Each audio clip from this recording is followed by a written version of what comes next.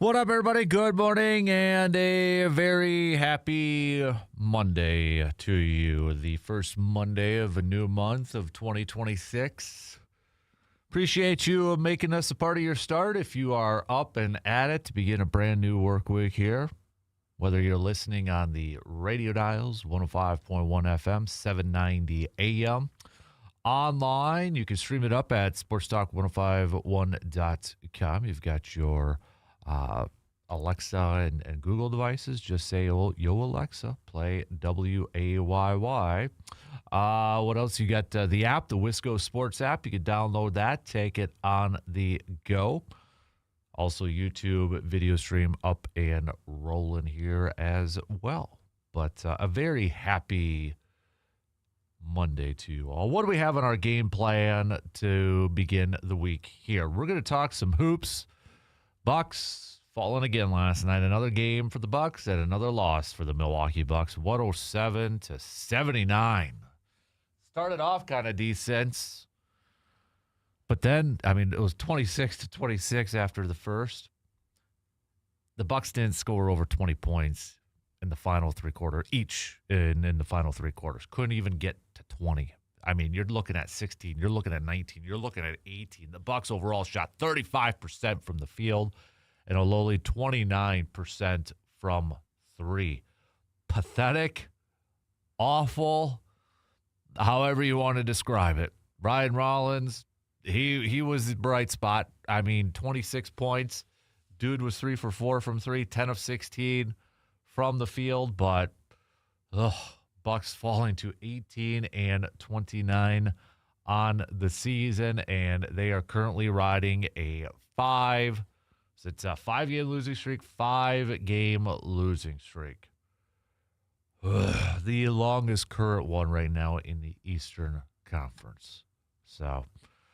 But this perhaps could be a franchise-altering week, potentially a franchise-altering week for the Milwaukee Bucks, because the NBA trade deadline is Thursday, just a couple days away.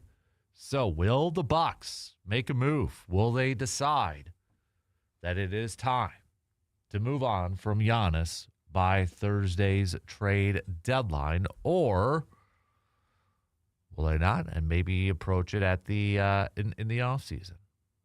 We did ask you fine listeners in the 715 if you thought that the Bucks would trade Giannis this week on our latest 715 Speaks poll question, brought to you by Post Glass and Mirror. 69% of you said no, you did not think that the Bucks, or you do not think that the Bucks will move on from Giannis this week, while 31% of you said yes, that you thought they would move on from Giannis this week. So if you did vote or you didn't vote, tell us why you would have or why you did vote one way or the other. Why do you think the Bucks will move on from Giannis this week? Or do you think it'll be at the end of the year, maybe when potentially they could get better draft picks in return? So be a big week, be an interesting week, or maybe it's a week all about nothing. Maybe it'll be a lot about nothing. Nothing will happen. So all the hype, all the talk and such. I know one of the latest updates from Shams, from ESPN, is that the Bucks continue to get offers, and then maybe the little bit of a nugget here is that they're countering with some of the offers. So I guess we'll wait and see here in the next few days. But yeah, kind of, if you are a big-time Bucks fan, you're a diehard Bucks fan, it's going to be an interesting week here. No doubt about it. So we'll talk some hoops, including the Badger basketball team, Badger men's basketball team, picking up a win against Ohio State over the weekend, taking them down 92-82.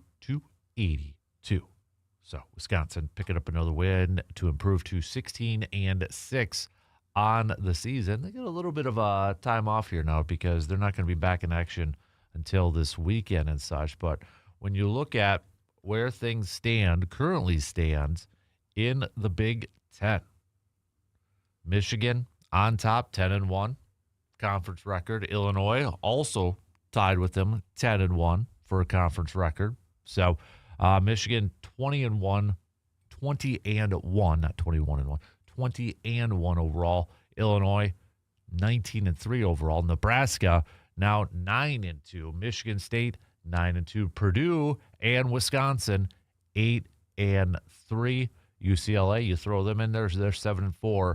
All those teams within striking distance. Heck, even Iowa is just 3.5 back. But currently Wisconsin just 2 games back from the top spot in the conference. They're 8-3 overall in conference play. So, but when you look at what's coming up next for the Badgers as we essentially enter the final month of the regular season here before we get into some conference tournaments and then, of course, March Madness and hopefully a national tournament appearance. It's going to be an interesting stretch of games coming up here for Wisconsin. Coming up this weekend on the 7th, they're going to be visiting the Hoosiers in Indiana. And then at Illinois. And then home against Michigan State. And then a rematch against Ohio State. And then home against Iowa. So you're looking at, I think this is, when they tip off against Indiana this coming weekend, it's going to be the beginning of an interesting stretch of games because right now when you kind of look at it, Indiana is, if you look at the matchup predictor, they favor Indiana quite a bit in this game. So I think you look at these next 3 games on the schedule here for Wisconsin, Indiana, Illinois, and Michigan State, a chance for Wisconsin, especially against Illinois and Michigan State, to really solidify themselves as a tournament team. Because, again, you look at bracketology and you look at that stuff, depending on which one you look at, they're not a lock right now. It's a little too close for comfort for me, in my opinion. And I know for some people, like, well, they're 16-6 and they beat Michigan already and such. Yeah, that's a marquee win, but might need another marquee win, whether it's against Illinois or Michigan State, to really solidify their spots in the national tournament. So, but we'll talk some more college hoops. We had Marquette falling to Seton Hall over the weekend too. So we'll throw some of that hoops chat, college hoops chat in there as well. Football-wise, on Friday, a typical Friday news dump at the hands of the Green Bay Packers, but they have finally officially made it official with their extensions to Matt LaFleur, Brian Gutekunst, and Director of Football Operations, Russ Ball. So the trio finally officially official, announced with their contract extensions. But, maybe that wasn't the biggest thing in the football world for some Packers fans, as Jim Leonhard is going to be the new defensive coordinator for the Buffalo Bills. So Jim Leonhard going to be going over there. I got a feeling, in the next, this upcoming season, the next couple seasons and such, there's going to be a lot of comparisons for Packers fans to see how Jonathan Gannon and Jim Leonhard perform with their respective defenses. So it's going to be another kind of comparison thing for a lot of Packers fans out there. So, but also we have all of the head coach openings, it sounds like, filled up. Now, the Raiders can't officially announce it because, their new head coach is in the Super Bowl, which we played less than a week away. But it sounds like Clint Kubiak's going to be their head coach. And then Matt LaFleur's brother. We've got another LaFleur as a head coach, Mike LaFleur, the new Arizona Cardinals head coach. And no, Packers Cardinals are not on the schedule for this upcoming season. So got Harbaugh's, John and Jim, and now Mike and Matt's brothers, head coaches in the NFL. So we'll talk some football this morning, the latest surrounding Green Bay, and obviously, getting set for the Super Bowl coming up this weekend. It is a VFW Post 305, best and worst from the weekend. So, hey, what was the best? What was the worst from the weekend? Send us your thoughts. Hit me up with a quick text or comment on the video stream. That Shoe Doctor's bullpen line, 715-830-1912. We'll also do a I'm not saying, but I'm just saying. All right, fill in the blanks. You guys know the drill. I'm not saying blank, but I'm just saying blank. Send those on over. We'll also do a little local sports roundup brought to you by Carpet City Flooring Center. when our friend Justice Cleveland from WEAU 13 News joins us, starting at the back end of the 8 o'clock hour. So that's kind of your game plan for us this morning. Maybe we'll throw a little baseball talk in here too. Not a whole lot, but I guess, Suarez, if any Brewers fan was maybe holding out hope that the Brewers could bring him in and add a little pop to their lineup, I will raise my hand to that. I was holding out a little bit of hope. Nope, but he's going to the division. He's going to the Reds, signing a one-year deal with the Reds. So, but yeah, maybe we'll throw a little baseball talk in here too. So, all right, let's get things rocking and rolling here this morning. That was your game plan. Let's take our first break, and then we'll get the leadoff going. All right, plenty to catch up on, plenty to get to, plenty to chat about. Chat some hoops, chat some football, maybe throw a little baseball chat in there too. So let's pitter-patter. Let's get at her, shall we? First break on the morning, and we'll be back with the leadoff coming up after these quick words.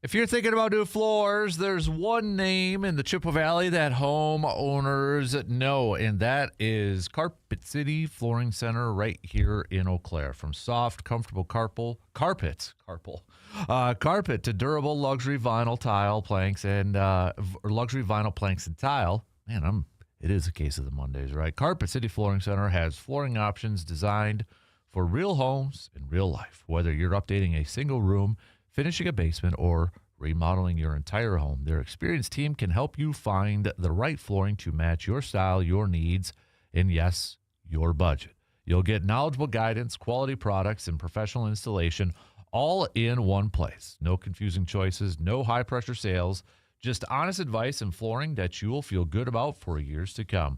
Check them out today. Visit Carpet City Flooring Center at 3109 East Hamilton Avenue in Eau Claire and see the difference for yourself. When it's time to change your floors, starts with Carpet City Flooring Center in Eau Claire. All right. Let's open up things here this morning. Basketball-wise, Bucks, they continue to stink. That was a pathetic performance yesterday against the Boston Celtics, falling to Boston. And hey, thanks for making it close in the first quarter, but after that it was can't even eclipse the 20-point mark in each of the final three quarters. That's, man. But that may not be the biggest thing. That isn't the biggest thing. Let's be real. That's not the biggest thing surrounding the Bucks right now. What is surrounding the Bucks right now is maybe a franchise-altering decision week here for the Bucks, because it is the trade deadline coming up on Thursday, on February 5th. So we are just a couple days away from that happening. And like a lot of Bucks fans, there's just one question on our mind right now. Is Giannis going to be traded by that trade deadline? Is he going to get traded, or will the Bucks hold on to him? Maybe revisit it in the offseason, potentially getting some more value in return. Well, if we look at ESPN, and I get it, and I understand it, and I'm with you for the most part here too, but this is what we have to work with here when we're looking at rumors and reports. But Shams from ESPN said that 4 franchises have emerged as serious suitors for Giannis: Warriors, Knicks, Heat, Timberwolves. So let's just use this. I saw this ESPN piece. It actually just dropped earlier this morning. But essentially, they take these 4 teams and kind of give some trade proposals out there. Do any of these, if we had to pick one, okay, let's just say if we had to pick one, do any of these really kind of like, okay, I'd be okay with that? Or how about this? Maybe this will make it a little bit easier, especially for those of us who don't want to see Giannis get traded. Which one of these offers do you think is the best in return? So let's start with the Warriors. The Warriors get Giannis and Miles Turner. The Bucks in return would get Jimmy Butler, Jonathan Kuminga, Brandon Podensky, a 2026 first round, a 2028 first round, a 2030 first round pick if 1 through 20, picks 1 through 20, a 2031 first round pick, and a 2032 first round pick. Obviously, the Butler one I think would be a cash dump. So after this year, they'd probably release him and open up some cap space and such. That would be my guess for this, because obviously Butler is not playing this year, and he's got that expiring contract. So,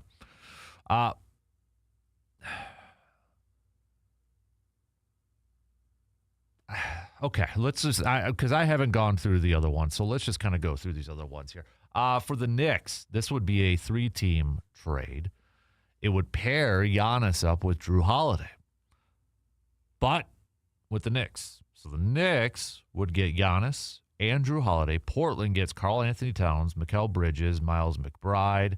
The Bucks would get Jeremy Grant, a couple other players, a 2026 first-round pick from the Wizards via Knicks, top 8 protected. 2029 first pick, best of Bucks, Trailblazers, and Celtics. Return of 2030 swap rights via the Blazers, a 2030 pick swap via the Knicks, and a 2032 pick swap via the Knicks. Okay, a lot to kind of digest there. So Miami would get just Giannis. Bucks would bring back Wisconsin native Tyler Hero, Terry Rozier, Khalil Ware, a 2029 first-round pick, so you don't even get a 2026 one. 2030 swap rights, 2031 first-round pick. So I honestly, I don't like that one. I could just, I'll cut that one off right away. I want a 2026 first-round pick. So the Timberwolves. This would be a 3-team deal because it would also, this one would include the Toronto Raptors. So the Timberwolves would get Giannis, his brother Thanasis, and Gary Trent Jr. The Bucks, meanwhile, would get R.J. Barrett, Behringer, Dillingham, Randall, Terrence Shannon Jr., the 2026 first-round pick via the Raptors, 2029 first-round pick via the Raptors, 2028 first-round swap via Timberwolves, 2030 first-round swap via worse of Timberwolves and Spurs for worse of Bucks and Trailblazers. This is where the NBA gets so complicated with their stuff. 2027 second-round pick, 2030 second-round pick, and a 2031 second-round pick. Okay.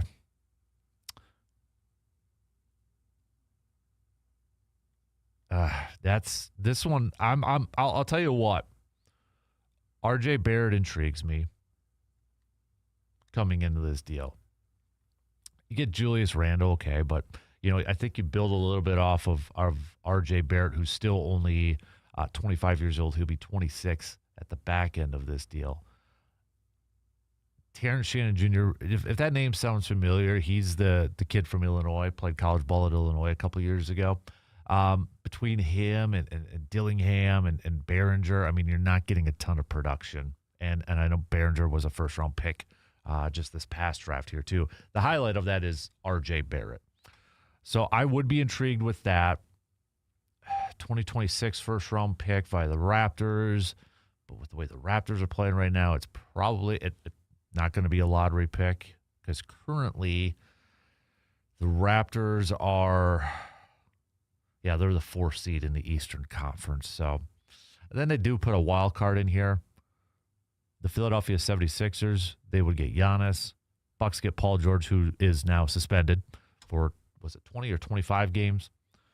Another player, then 2028 first-round pick and a 2030 first. No, thank you. No, thank you. Oh, my kid would probably love this one. But no, it's not the right ball player. But another wild card that they have on this one would be the Cavs. Cavs would get Giannis and Thanasis. Milwaukee gets Lonzo Ball. He's a LaMelo Ball fan now. Evan Mobley, Jalen Wilson, and a 2031 first-round pick. I guess if I had to... The 76ers won it. Yeah, you got VJ in there too, which is a nice young up-and-coming player. But I don't know. Like I'm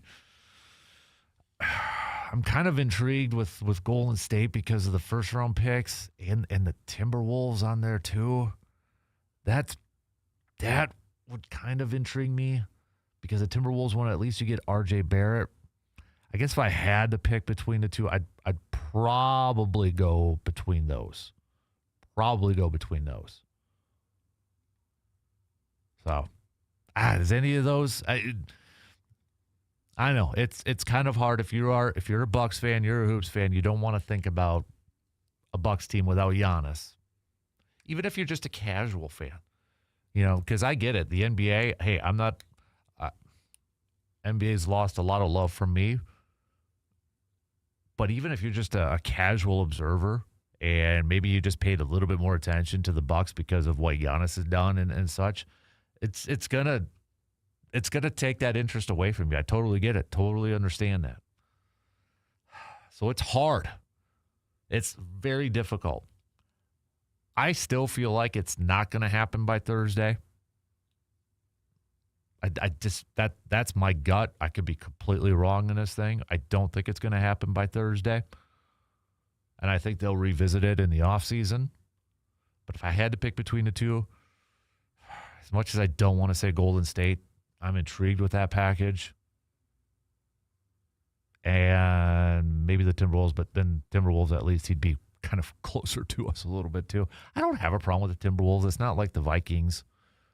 Yeah, that sort of thing. It's just, I don't have a problem with them. Seeing him with Anthony Edwards, that definitely would be intriguing. I would admit that. That would be really intriguing.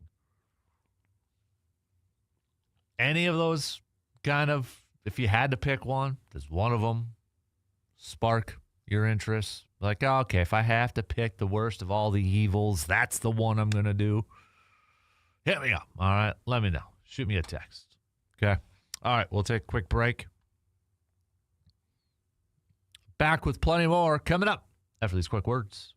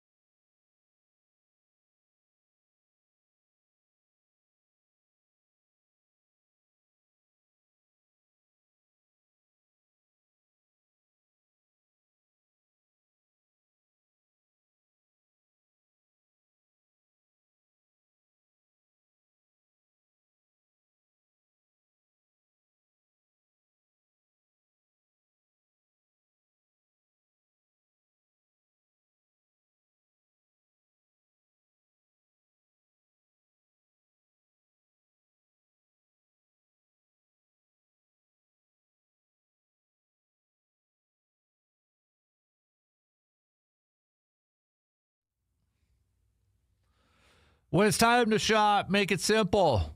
Head to Hy-Vee in Eau Claire. They've got you covered from fresh produce and bakery favorites to pantry staples, household items, and everyday essentials. Hy-Vee in Eau Claire makes it simple to get everything you need in one stop. With friendly service, great selection, and helpful local teams ready to assist, shopping is always convenient. Shop in-store or online. You can use curbside pickup or delivery and save time every week. Hy-Vee in Eau Claire, where there's a helpful smile in every aisle. Doc Rivers, head coach for the Milwaukee Bucks, continues to hammer down that Giannis hasn't asked for a trade or hasn't demanded it or anything like that.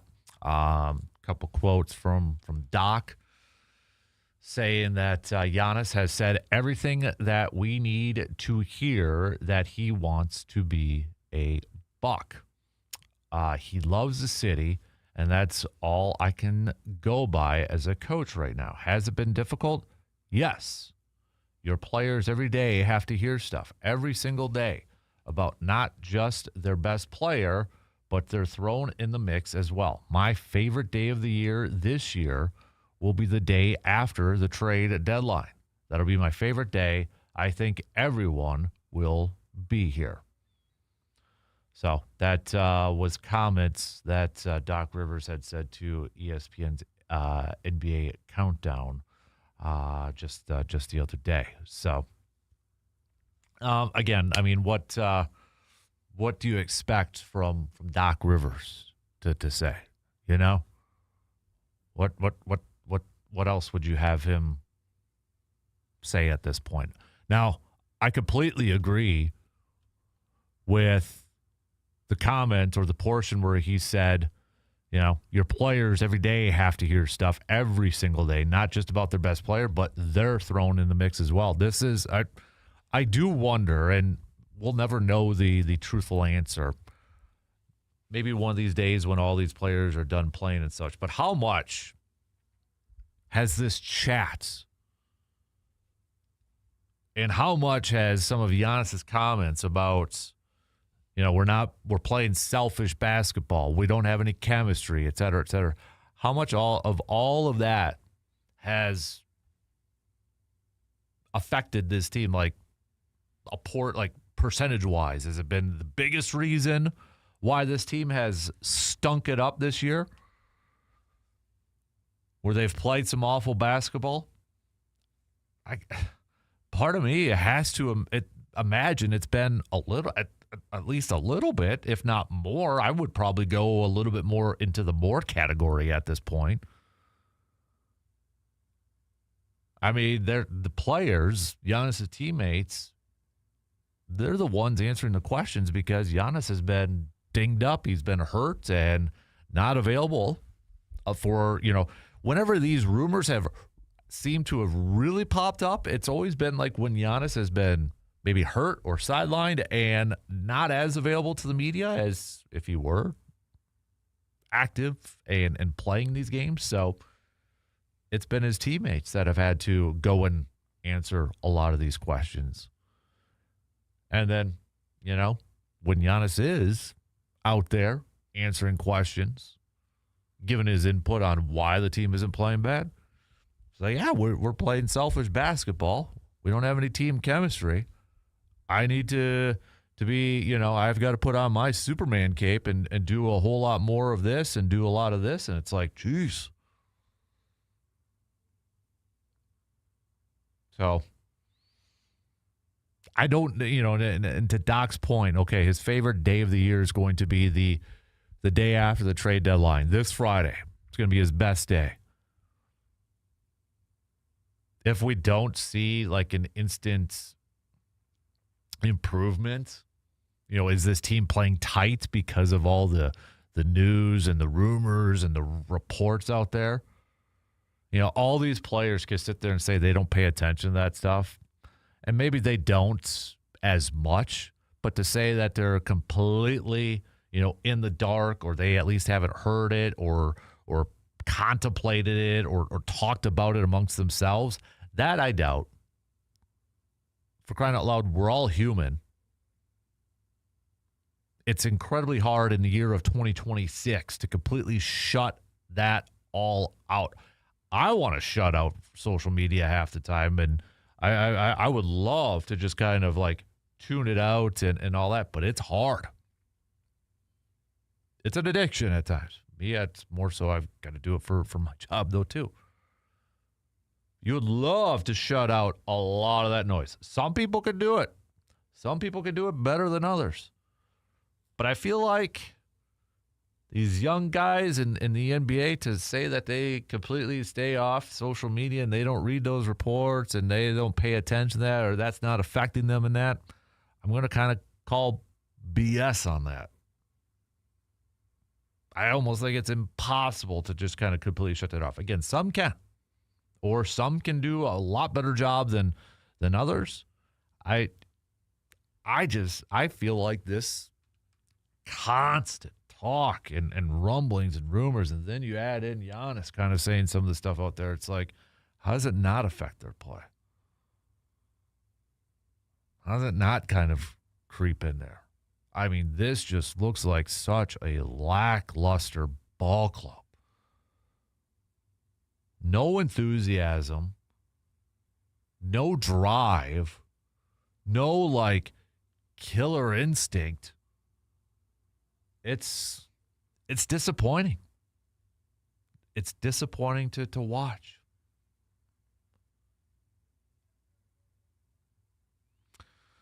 All right, continue to send me your thoughts on the do you think the Bucks will trade Giannis by the deadline on Thursday? It is the final week. Final week. Do you think they will trade him? And then maybe a second part to that question. If they don't trade Giannis, do you think they will sit him for the rest of the year to, quote, tank? Maybe for a better pick, or maybe so he doesn't further hurt himself to that could affect offseason trades. I don't think they're going to sit him, because then I think you're going to get whenever Giannis is cleared to play and such, then I think you're going to get a very vocal and upset Giannis if they decide to sit him. I don't think that would happen. That's just my opinion. But do you think they will? And do you think maybe they should? I just feel like that's going to cause even more drama, but maybe that's the goal. Maybe that's they want to kind of just blow this thing up so they get a higher, better draft pick at this point. I don't know. So, all right, we'll take our final break here, and then we'll wrap up the first hour. We're going to talk some football coming up in the next hour as we are getting set for the Super Bowl coming up this weekend. Countdown is less than a week away. Got a couple of football NFL nuggets to hit up, so we'll do that and such. But we'll close out the first hour coming up in just a couple minutes.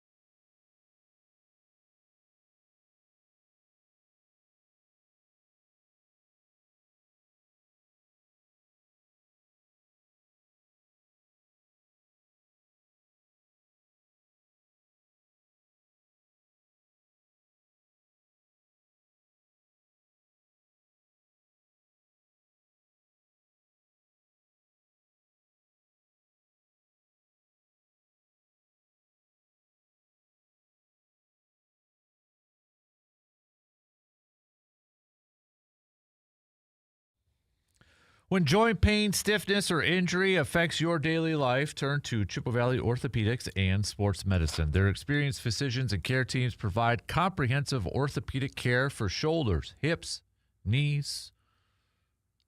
I just got sidetracked here. Hips, knees, backs, and more. Wow. Don't do like three things at once here. Focused on helping you move comfortably again. From diagnosis to treatment and recovery, you'll receive personalized care close to home. Learn more or schedule an appointment online at cvosm.com. Chippewa Valley Orthopedics and Sports Medicine. Expert care to keep you moving. All right. So coming up in the next hour, we'll talk some football as we kind of recap what happened over the weekend. All the NFL head coaching openings are now filled up. Not officially yet because one of them got to wait till after the Super Bowl, it sounds like. So we'll keep you posted, or we'll update you on that coming up in the next hour. Also, we'll get to our VFW post, best and worst from the weekend. What was the best? What was the worst from the weekend? All right. You can text those on over, send them on over to our Shoe Doctors bullpen line at 715-830-1912. Also, send me your I'm not saying, but I'm just saying. All right? I'm not saying blank, but I'm just saying blank. Best ones we'll read off on the air. Plus, coming up a little bit later on in the program, we'll do some local sports roundup brought to you by Carpet City Flooring Center when our friend Mr. Justice Cleveland from WEAU 13 News will be joining us at the back end of the 8 o'clock hour. So, all right. Badger-wise, let's chat a little college hoops as we wrap up the first hour. Badgers picking up a 92-82 victory over the Ohio State Buckeyes on Saturday. John Blackwell leading a charge, putting up 22 points for the Badgers. Nicholas Boyd doing his thing, Mr. Consistent, 21 points for him. Austin Rapp contributing at 19 as well. You had 5 Badgers in double-figure scoring. Badgers improved to 16-6 on the season. 16-6 on the season. So we're pretty much into the final month of the regular season for the Wisconsin Badger basketball team. They'll be back in action this weekend when they take on Indiana. And that'll be literally just like 1 month because then their final game is March 7th against Purdue. So we're into the home stretch here. We're into the home stretch for this Badger basketball team. And if we look at the latest bracketology, let's go to the mothership here with Joe Lenardi. Okay, so this was last updated on the 30th. I got to imagine there's going to be another one coming up here in the next couple of days here because this was before the Badgers picking up that Ohio State win. But before that, he had Wisconsin as a 10 seed taking on number 7, St. Louis. Listed Wisconsin as a team, one of the 4 teams that had their last 4 byes, last teams to skip the first 4 round. Actually, 3 out of those 4 teams are all from the Big Ten. Wisconsin, Miami, UCLA, and then Ohio State. So that's ESPN's. I'm kind of curious to see an updated one. Hopefully we'll kind of have that for tomorrow. Now, for CBS Sports' bracket predictions, this one was updated yesterday. They have Wisconsin, let me kind of scroll, as a 9 seed playing number 8 Clemson. And they actually have Wisconsin in the West, which means if they were to win, they would probably play the top team in the country right now, Arizona. So, yeah, I'd be kind of curious to see where ESPN moves them. Does ESPN move them up a spot to that? I almost want to avoid that 8-9, to be honest with you. I kind of like Wisconsin as if we use those two, I'd almost rather have them as a 10. and then maybe play the 3 seed. If you can upset the 7 seed, play the 3 seed. Just throwing that out there. So I do not like 8-9s. I think that would be worst case scenario for Wisconsin at this point. But they have a chance to add a couple more signature wins and improve their seedings, add a couple more signature wins. Because looking at their upcoming schedule here for the Badgers, and the Badgers, I mean, they're still not only just for conference or for the national tournament seedings, but think about it for the conference tournaments, which is going to be, I think, just a crazy, crazy, crazy conference tournament. So right now you have Michigan and Illinois, 10-1 conference record. Michigan overall is 20-1. Illinois is 19-3. Nebraska is right behind them, as well as Michigan State. Both Nebraska and Michigan State 9-2. They're 1 game back from the top spot. And then you have Purdue and Wisconsin just 2 games back. 2 games back. 1, 2, 3, 4, 5. It looks like Wisconsin would be the 6th seed in the conference tournament if it were to start today. But this is a crucial stretch here, I think, for Wisconsin, starting this Saturday against Indiana. It's at Indiana right now. Matchup predictor favors Indiana quite heavily, by the way, like 70% compared to 30%. And then after that, they're at Illinois and then home against Michigan State. These 3 games. Heck, and then right after that is Ohio State, kind of a bubble team right now. And then you got Iowa. So, 1, 2, 3, 4, 5 games. These 5 games, next 5 games are huge. Huge in terms of potential seedings, not only for the conference, but maybe adding some signature wins for the national tournament too.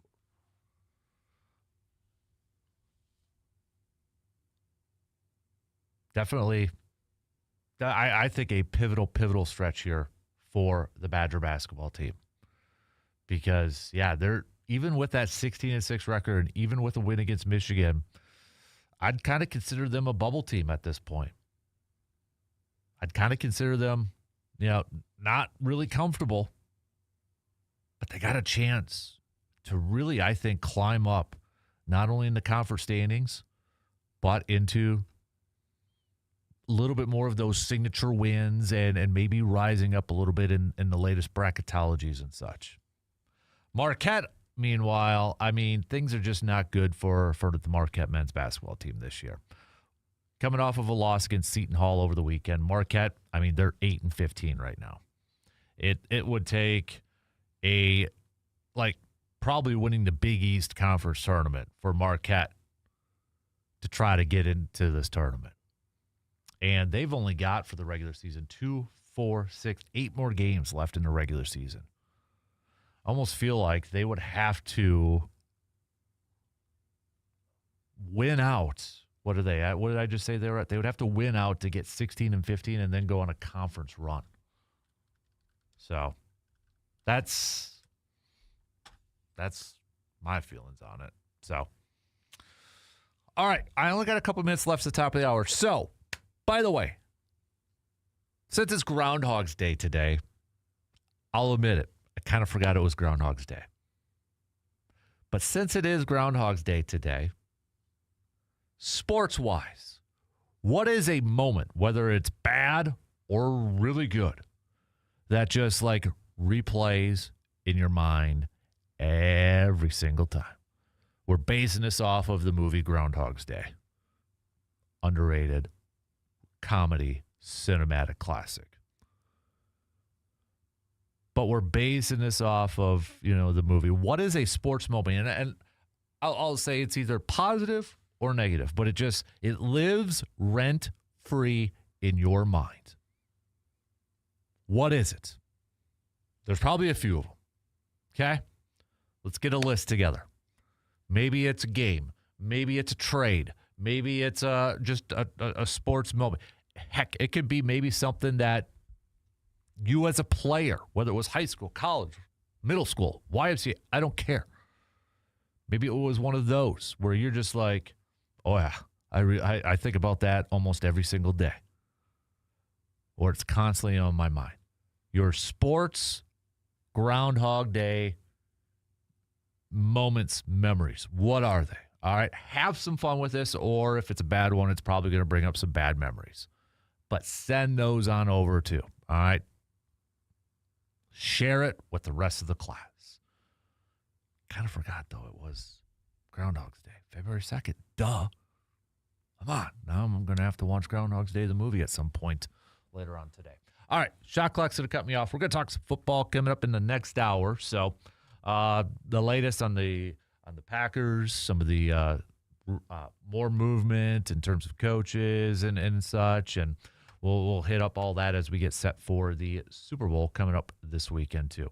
1 in, 3 more to go. News updates. We'll be back after these quick words.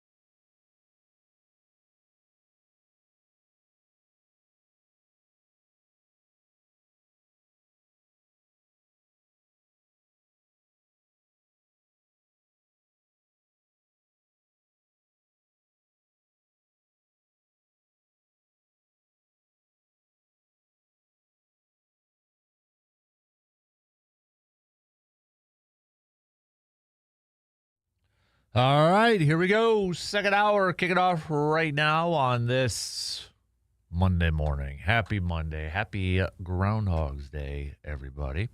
Appreciate you tuning in as you begin this brand new work week here. We're going to get back to some more hoops talk. Do you think this will be the week? Do you think, well, it has to be this week if they're going to do it at the, before the season's over with. But do you think the Bucks will trade Giannis by the NBA trade deadline this Thursday? All right, majority of you so far saying no. Continue to give us your input on that. We're going to do some local sports roundup brought to you by Carpet City Flooring Center coming up in the later on in the next hour when Justice Cleveland, sports director for WEAU 13 News, will be joining us around 8:45. So we got that. We've got the VFW Post 305 best and worst from the weekend. Doesn't have to be from a game you watched. It could be maybe your kid played in a game this weekend. Maybe you coached or something like that. Give me your picks. Don't be shy. Best and worst from the weekend. Send those on over. Also, it is your I'm not saying, but I'm just saying. I'm not saying blank, but I'm just saying blank. Fill in the blanks. Best ones I'll read off on the air. So, all right. Little football chat here. We got all the head coaches now in the NFL.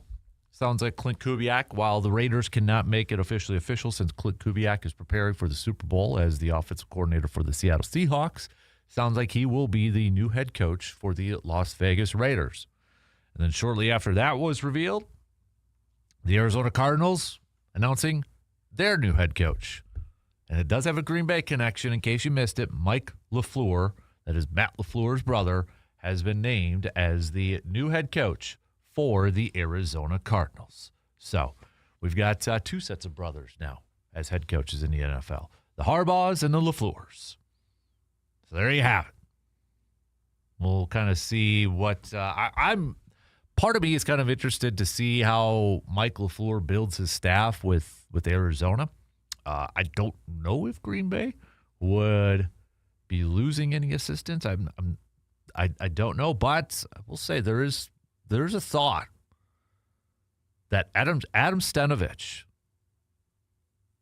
with Seattle set to lose their offensive coordinator with Kubiak going to the Raiders, there's a chance Adam Stenavich could be going to Seattle because last year Stenavich did interview for that offensive coordinator position and apparently was a finalist. Apparently he was a finalist for that. So could that be revisited? Could that be, another possibility? Or considering how well Seattle's offense has obviously done so far this year, is there maybe a promotion from within? Because I would imagine when you look at Seattle's coaching staff, you got Clint Kubiak as the offensive coordinator. Is there somebody that, that they could just promote to take over? Because I would imagine Clint Kubiak's probably going to take some of these guys with him, possibly. I'm just kind of looking at some of them, and I'll be honest, I don't know a whole lot of these guys. I mean, I know some of these coaches, but I don't know if any of these, like, Jake Peets, offensive passing game coordinator. I'm sure there's going to be some potential options out there, but maybe Stenavich gets another interview and maybe he gets another shot. And if that's the case, obviously, Green Bay will be looking for a new offensive coordinator, which for some Packers fans, they would like to see. Packers, though, on Friday, making it officially official with the contract extensions for Matt LaFleur, Brian Gutekunst, and Russ Ball. So the trio locked up for the next few years. So finally officially official. I know there's some people wondering why they haven't announced, the Jonathan Gannon stuff and that. Honestly, I feel like they're going to announce that with all of their coaching hirings, with all their new position and all their new assistant coaches. That typically happens for Green Bay. They're going to announce that all in kind of one release, if you will. So, and then something that we also expected to happen in Green Bay, their former linebackers coach, Sean Dugan, is now the new defensive coordinator for the Miami Dolphins. Sean had followed Jeff Hafley from Boston College over to Green Bay, and now will be the defensive coordinator for the Dolphins. So no big surprise with that. And we already heard about the new linebackers coach coming over too. So, and there's going to be others. I mean, there's going to be some quality control assistants and that sort of stuff. So it'll be happening, I would imagine, fairly soon. And maybe they're just kind of waiting until after the Super Bowl to see maybe if Stenavich does leave or maybe gets a job elsewhere. So, but that's kind of the latest right now. And then, of course, the big one that's outside of Green Bay but probably drew the attention of a lot of Wisconsin football fans out there was Jimmy Leonhard. Jimmy Leonhard is now the new defensive coordinator for the Buffalo Bills. And I've seen a lot of people kind of talk about this, and I guess I want to get your reaction and I want to get your thoughts to it. Are you going to compare Jim Leonhard and Jonathan Gannon for the jobs that they have done? Because I've seen a lot of comparisons like, TJ Watt and Kevin King all over again. Go a little bit further, Chris Chambers versus Robert Ferguson, wide receivers. Those are players, and these are coaches. So it's different. We can acknowledge that. It's different. I do feel like there is going to be a lot of fans that will compare it. And there's going to be other circumstances surrounding it. You've got two coaches with coaching different players, different sets of players. Does that factor into it? For some, it does. For some, it won't. And that's going to be everybody's personal choice, personal opinion on the matter. What do each of these coordinators have to work with on the defensive side? But it is going to naturally happen. Fans will compare to how well the Buffalo Bills defense is going to perform under Jim Leonhard compared to Jonathan Gannon and the Packers. It's going to happen. I almost feel like it'll be for some, not everybody. I don't want to lump all fans into this category, but I do feel like, and this is kind of I'm not saying, I'm just saying, but I feel like even if Leonhard struggles a little bit in Green Bay, or not even Leonhard, if Buffalo's defense struggles a little bit, shouldn't have said Green Bay there, but if Leonhard's Buffalo defense struggles, there's probably going to be some excuses. Well, if you would have had, Green Bay's defense, it'd be a lot better, that sort. And I'm not trying to pick on Jimmy Leonhard. I'm really not. It's just there is, I think, a big time fascination, and I get it. I understand it. Badger, hometown, great story, awesome, great coach. But let's see this thing play out. And if Jonathan Gannon does a great job, does a good job as defensive coordinator for the Packers, let's acknowledge it, okay? Because I do feel like there's going to be some that are just going to be like, yeah, but you know what? It still could be better. If they were a top 5, let's say they were 5th, yeah, but they could be top 3. Let's acknowledge if he does a good job. We don't know if he's going to or not. But, yeah, there is going to be those comparisons between the two. It's naturally going to happen.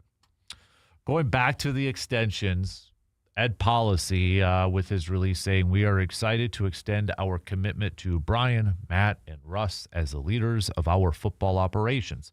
Their steadfast dedication, passion, and collaboration have remained constant in our drive to compete at the highest level.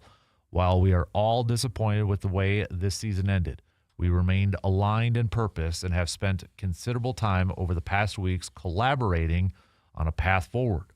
I am exceedingly confident we have the right people to achieve our goal. The entire Packers organization looks forward to supporting every effort to bring our community and fans another championship that they very much deserve. Now, this could just be a a PR written statement, PR, typical write-up. But there is one line in here that kind of drew my attention, was where policy notes, we have spent considerable time over the past weeks collaborating on a path forward. What does he mean by that? Like, collaborating, is that just fancy way of saying working on contract negotiations? Or did they really okay, this is what we're going to try to accomplish. This is the plan in the offseason. This is how aggressive we are going to be in the offseason, or this is what we're going to do, and that sort of thing. I want to know if there's more to that, or is that just, that's typical PR speech there. Oh, that's the line that kind of drew my attention a little bit.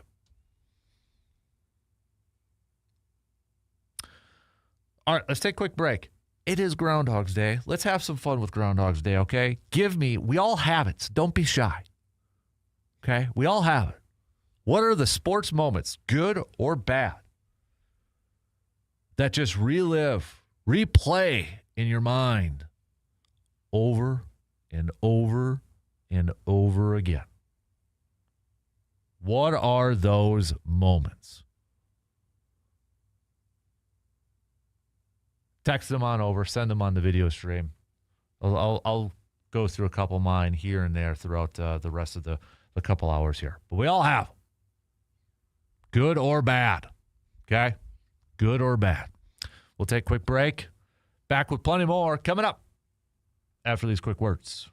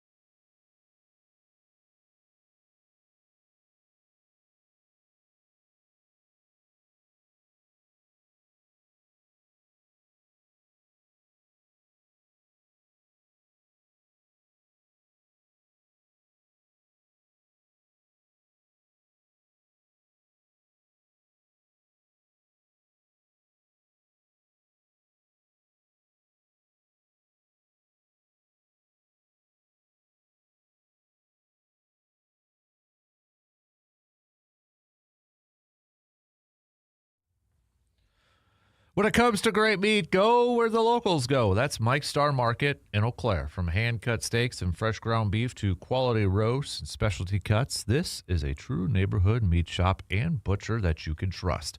Friendly service, expert cuts, and meat done right every single time. Stop by Mike's Star Market today at 2238 Heimstead Road in Eau Claire and taste the difference that a real butcher makes. Mike's Star Market, quality you can see and flavor that you can taste. All right. What are some of the continue, by the way, to send me your Giannis predictions and such. Dave says the Bucks won't trade Giannis. He's not the problem. The problem is the leadership. As much as I like Doc and all the history with Marquette, he has to go, and the Bucks need to shell out some money to get a top-notch, energetic coach that the players want to follow. Giannis has maybe 5 more impactful years, so time is of the essence. What are some of your Groundhog Day sports moments? We're basing this off of the Groundhogs movie, where kind of replay a sports moment, a sports memory in your mind. By the way, Jeff Hafley has re-signed Joe Barry as their linebackers coach. So the last 2 Packers defensive coordinators teaming up, it looks like, in Miami. So, but what is the sports memory? What is a sports memory that you just kind of continue to replay, bad or positive, negative or good, whatever, bad or good, negative or positive, that you just kind of keep replaying in your mind? Maybe it's not every day, but it's a lot. It could be a lot. I'll kind of sprinkle mine throughout the morning here. One of them is definitely the Hail Mary of the Packers and Seattle. You throw that one in there. I wouldn't say it's the top, but it's definitely a moment. That was one, I'm just kind of thinking off the top of my head. That was one of them. Obviously, the 14 NFC Championship game. That one keeps replaying in my mind. One that I've really seen a lot for whatever reason on social media, just kind of like maybe a little bit of an under the radar one, but it was the Packers and 49ers playoff game at Lambeau. And it was the Aaron Jones play. Remember that? Like, it was a pass to Aaron Jones. It was right before half. It was a pass to Aaron Jones. And a lot of people thought, okay, if he would have just kept running straight instead of trying to cut in, maybe it would have gotten a touchdown or at least gone out of bounds, kind of slowed down a little bit. There's like a big what if there. That was the game that the 49ers had won, blocked punt and such, but that's like a what if there. That one I've been seeing more and more on social media in the last month or so, where it's like, okay, that is now living rent-free in my head, and I can't get it out because it's just popped up every single place. And I guess for this exercise too, or for this little fun activity, it doesn't necessarily have to be involving your favorite team. It could be maybe a certain game. Maybe it was from your rival that you just kind of laugh about every single time. Could be something like that too. So I got a few more, but I'm gonna sprinkle some of them throughout the rest of the last couple of hours. So send me those. All right, hit me up with a text, comment on the video stream, all that fun stuff. All right. A little quick baseball nugget here as we are inching closer to, hey, we're in the month, by the way, where we get spring training games. So we're close to baseball season, you guys.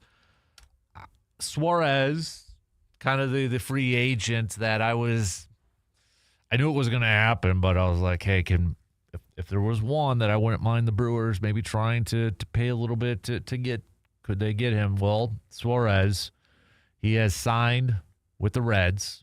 He used to play for the Reds. Remember, he was with the Mariners, originally started off with the Diamondbacks last year, traded before the deadline to the Seattle Mariners, but third baseman, power hitter and such. 1 year, $15 million deal with the Reds. with a $16 million mutual option for 2027 that has no buyout. So, yeah, I would have liked this move for the Brewers. Add a little pop, add a little power to the lineup at the hot corner. Maybe you move Caleb Durbin to second and then Bryce Terang to shortstop. I wouldn't have minded it, but just reading a little bit here, it says, according to a source, the Pirates were among the clubs that pursued Suarez this offseason. They were willing to offer more money and had the same offer on the table as the Reds. Ultimately, Suarez preferred to return to a team where he was a clubhouse leader and beloved by fans in Cincinnati. So I don't know if the Brewers had any chats, had any discussions, but that was kind of the one I was like, I wouldn't mind bringing him in there. So, but sticking with MLB.com, and, as we get closer to baseball season and such, they had a piece up the top 7 players who need to step up to replace key departures. And they list a Brewer one, and it's a Brewers player that we talked about last week, and it's Jacob Misiorowski. The Brewers' decision to trade ace Freddie Peralta to the Mets has placed greater responsibility on the arms behind him, perhaps none more than Jacob Misiorowski. The 23-year-old flamethrower endured an uneven rookie season, but given the quality of his stuff, the Brewers will be counting on him to fill one of the top 2 spots on their starting staff alongside Brandon Woodruff. Woodruff's injury history only adds to the pressure on Misiorowski to establish himself as a frontline starter. I would agree with that. Now, if we asked, when you look at this Brewers team, how it's currently constructed, is Misiorowski the player that has the most amount of pressure this year to maybe up their game or to play it at an all-star type of level? Is he the guy that has the most pressure heading into this year? Do you feel like it's Brandon Woodruff because he's the veteran? He's probably going to be the opening day starter. He's making $20-some million. He's under the most pressure, and it might just be simply from staying healthy. Is it Jackson Chourio in year 3 to take a leap in year 3, a higher leap in year 3?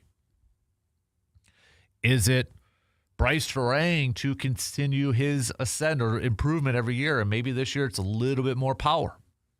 Is it Garrett Mitchell? Again, health. Can the guy stay healthy? Can he be that presence in the lineup that gives them a little bit more power that they're kind of hoping for? Is it Christian Yelich to provide that power again this year? Who do you think? Which Brewer player heading into this year, and when you factor in back-to-back division championships, coming off of a 97-win season, and really not a ton of moves outside of trading some of their own guys, who is the Brewers player? We'll keep it to player, but who is the Brewers player that you believe is under the most pressure this season to elevate their game or play at a high level? Who do you think it is? Let me know and give me your reasons why. Okay? We'll take a quick break. We'll talk a little bit more baseball and such, and continue with your sports Groundhog Days. I'm not saying. VFW Post 305's best and worst from the weekend. Quick break. We'll be back after these few words.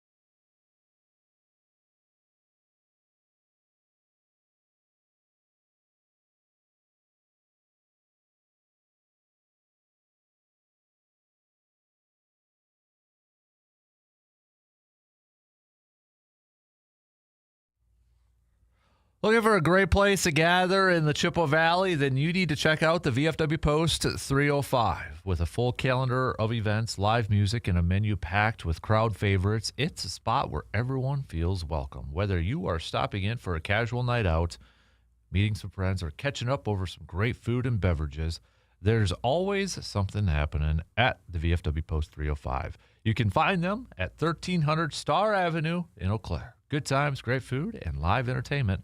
That's the VFW Post 305. And mark it on your calendars. Coming up next month, Friday, March 20th, we're going to be hanging out there, going to be doing the program and such. A little college hoops action, a little skip day action coming your way. More details to come. But if you're looking for somewhere on that Friday, maybe a lot of you taking the day off because you just want to hang out and watch some hoops, we're going to be posted up at the VFW Post 305 for that day. So, again, mark it on your calendars. More deets to come.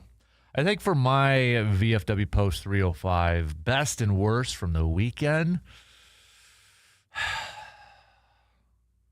I guess, I mean, if you want to go Badger basketball with the win, from a Wisconsin sports side, it's not that great of a weekend outside of that. So I'd probably go that way. Worst from the weekend, I mean, Bucks are pretty simple. I might say showing my age, doing a baseball camp and yesterday, last night, and coaching basketball. I'm sore. My body's breaking down. I'm sore from all that. I'm getting older or what? But, man, didn't think throwing BP for a few hours would do that. But apparently it does.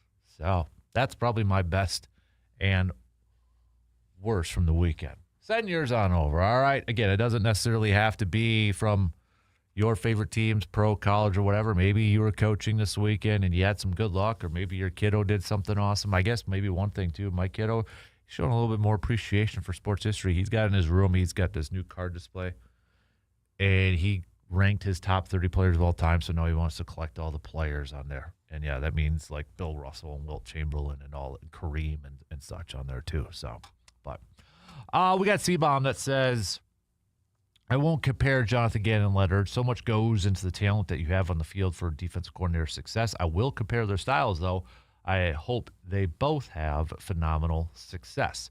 My Groundhog Day snow globe game, third down, underhand pass from Favre to Donald Lee was there, and remember how insane the crowd got after that pass. Play is in my head all the time. I think another one for me, and this was kind of a negative one. I mean, there's so many moments from this game, but just to kind of sum it up in one game, it's the national championship, Wisconsin and Duke. That close to having a national championship for Badger basketball and against Duke.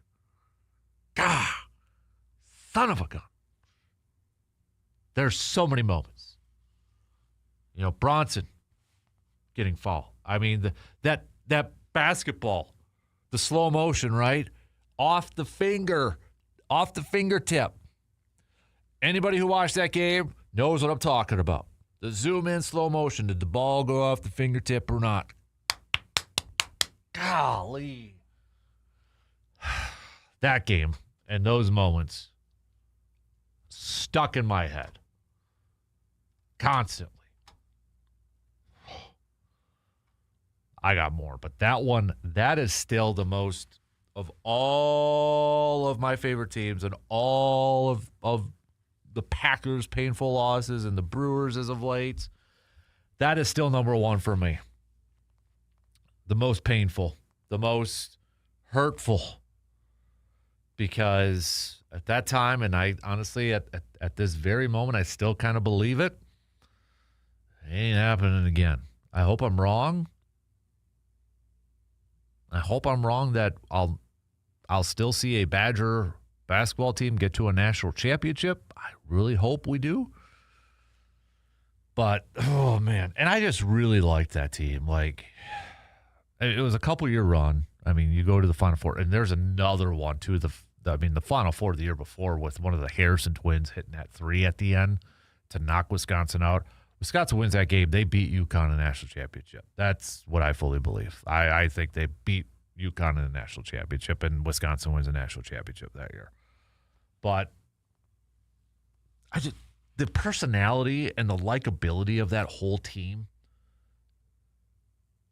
Frank the Tank, Decker, Nigel Hayes,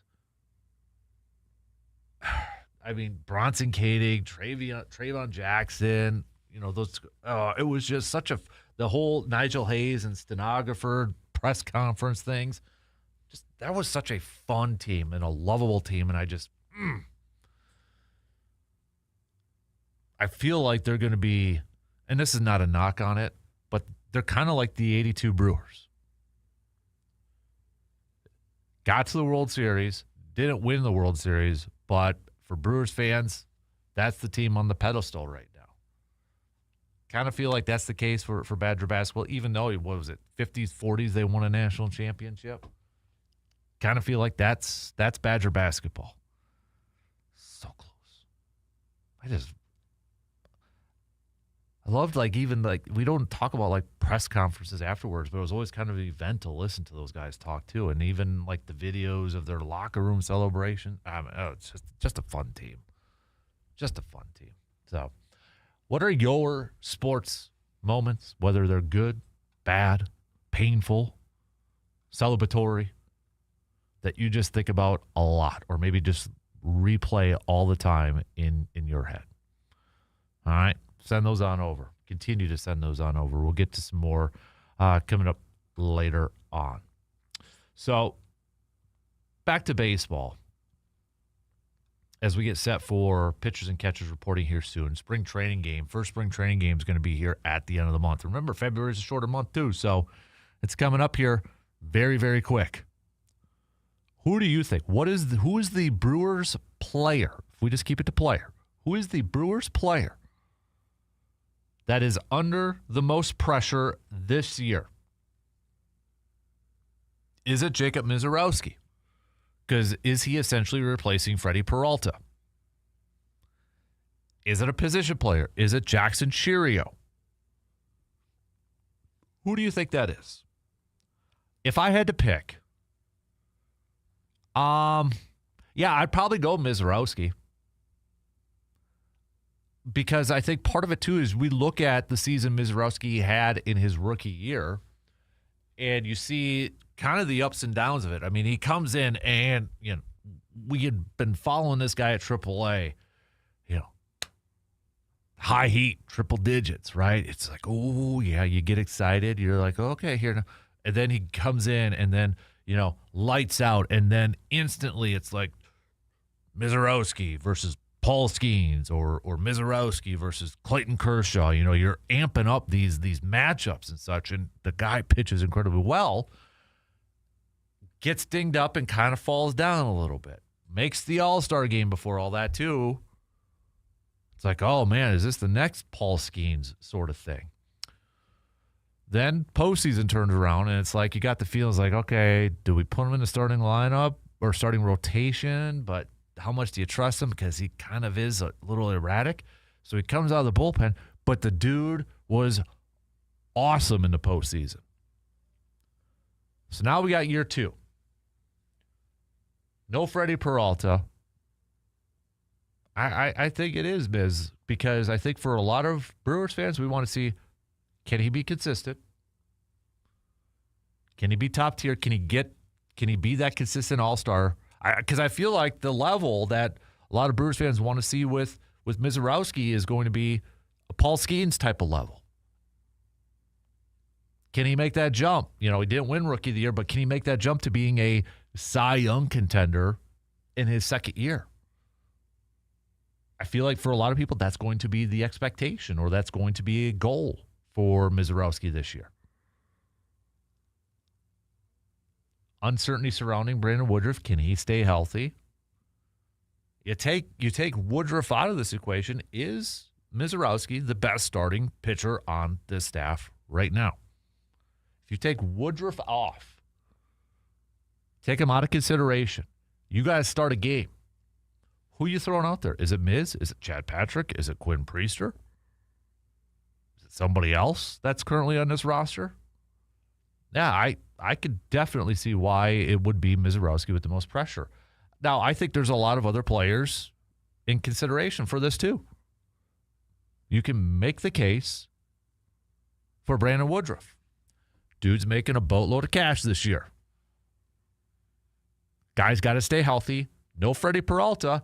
He's got to be that top tier starter, quote unquote ace, if that's what you want to call it. He's got to be the guy.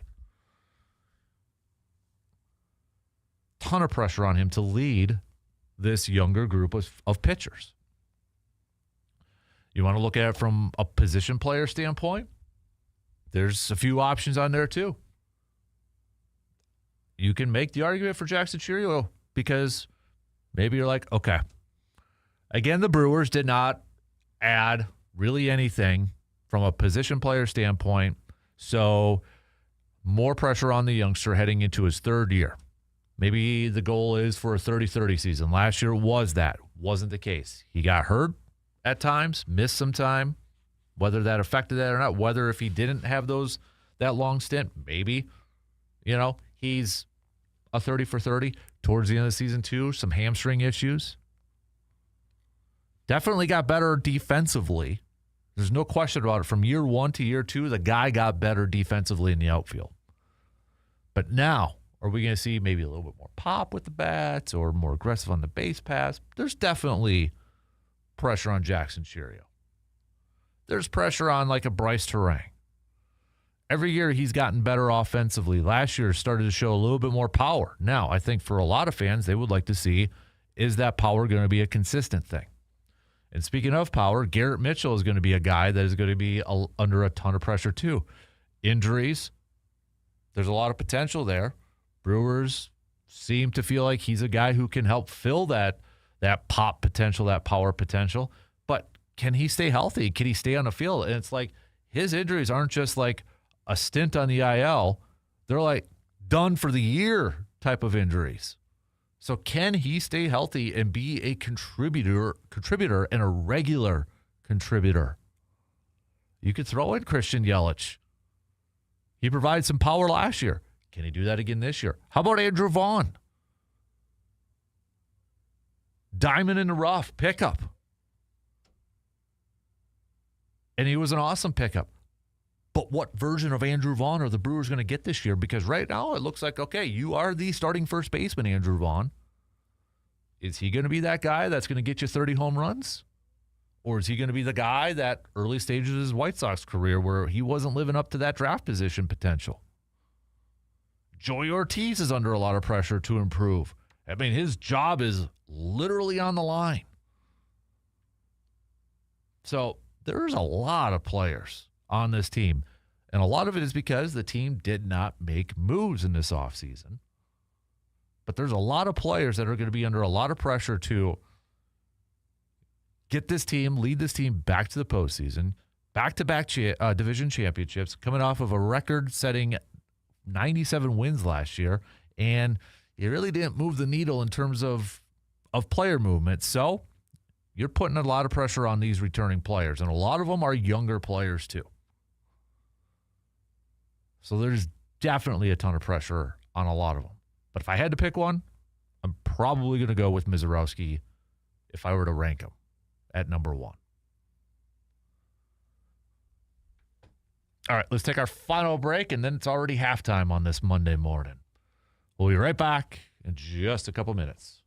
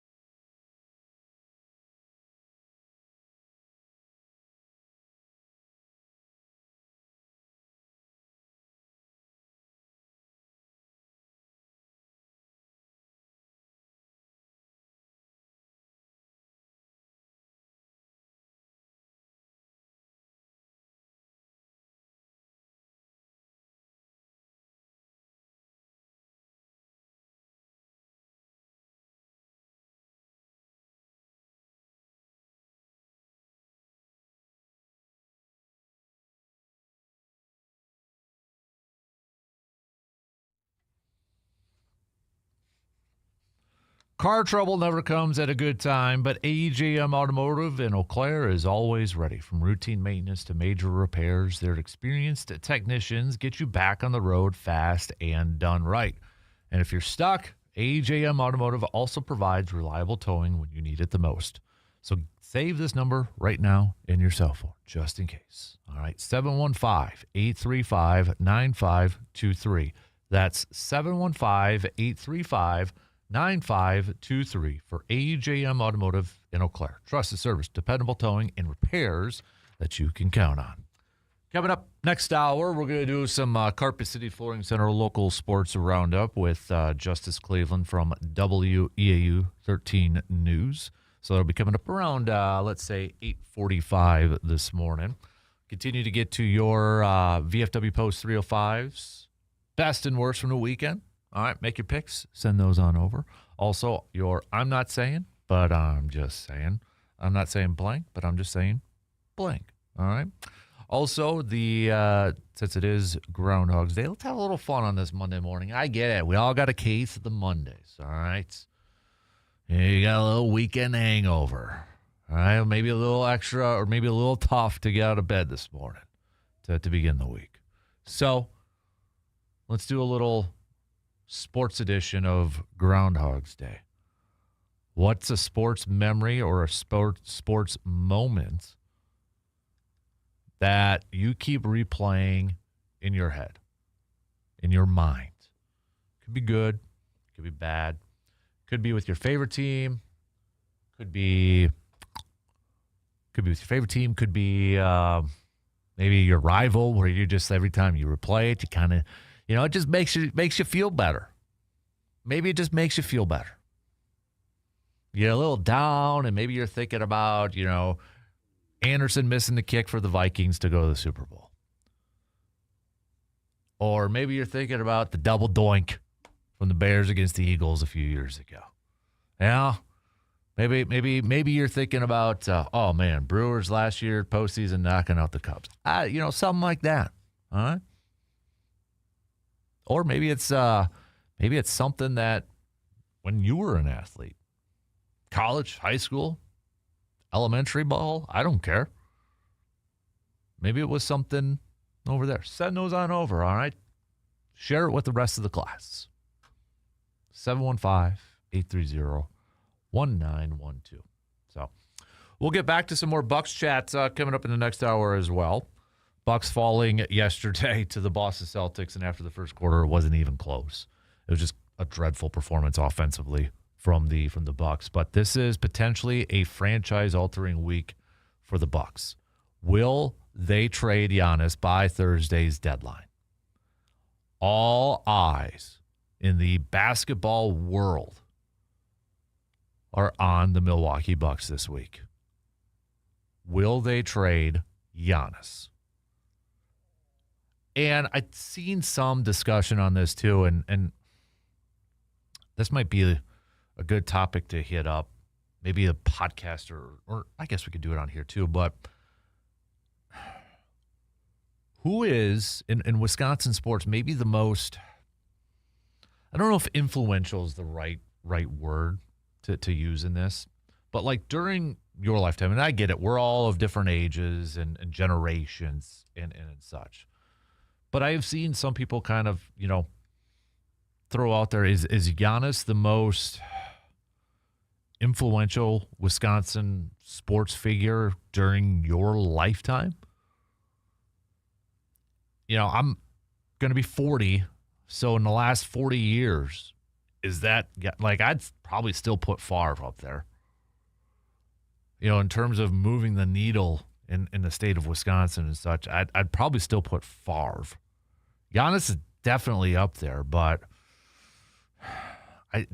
what Favre and those 90s Packers and such, that's really tough to beat. But maybe for a younger generation, it is Giannis. It is him at the top. When you think about Wisconsin sports, if we just leave it to athletes, okay? Just athletes. Where does Giannis kind of rank up there? Because I've seen some people like around my age put Giannis there, and I'm like, ugh, I don't know. I still got Favre. I still put Favre there.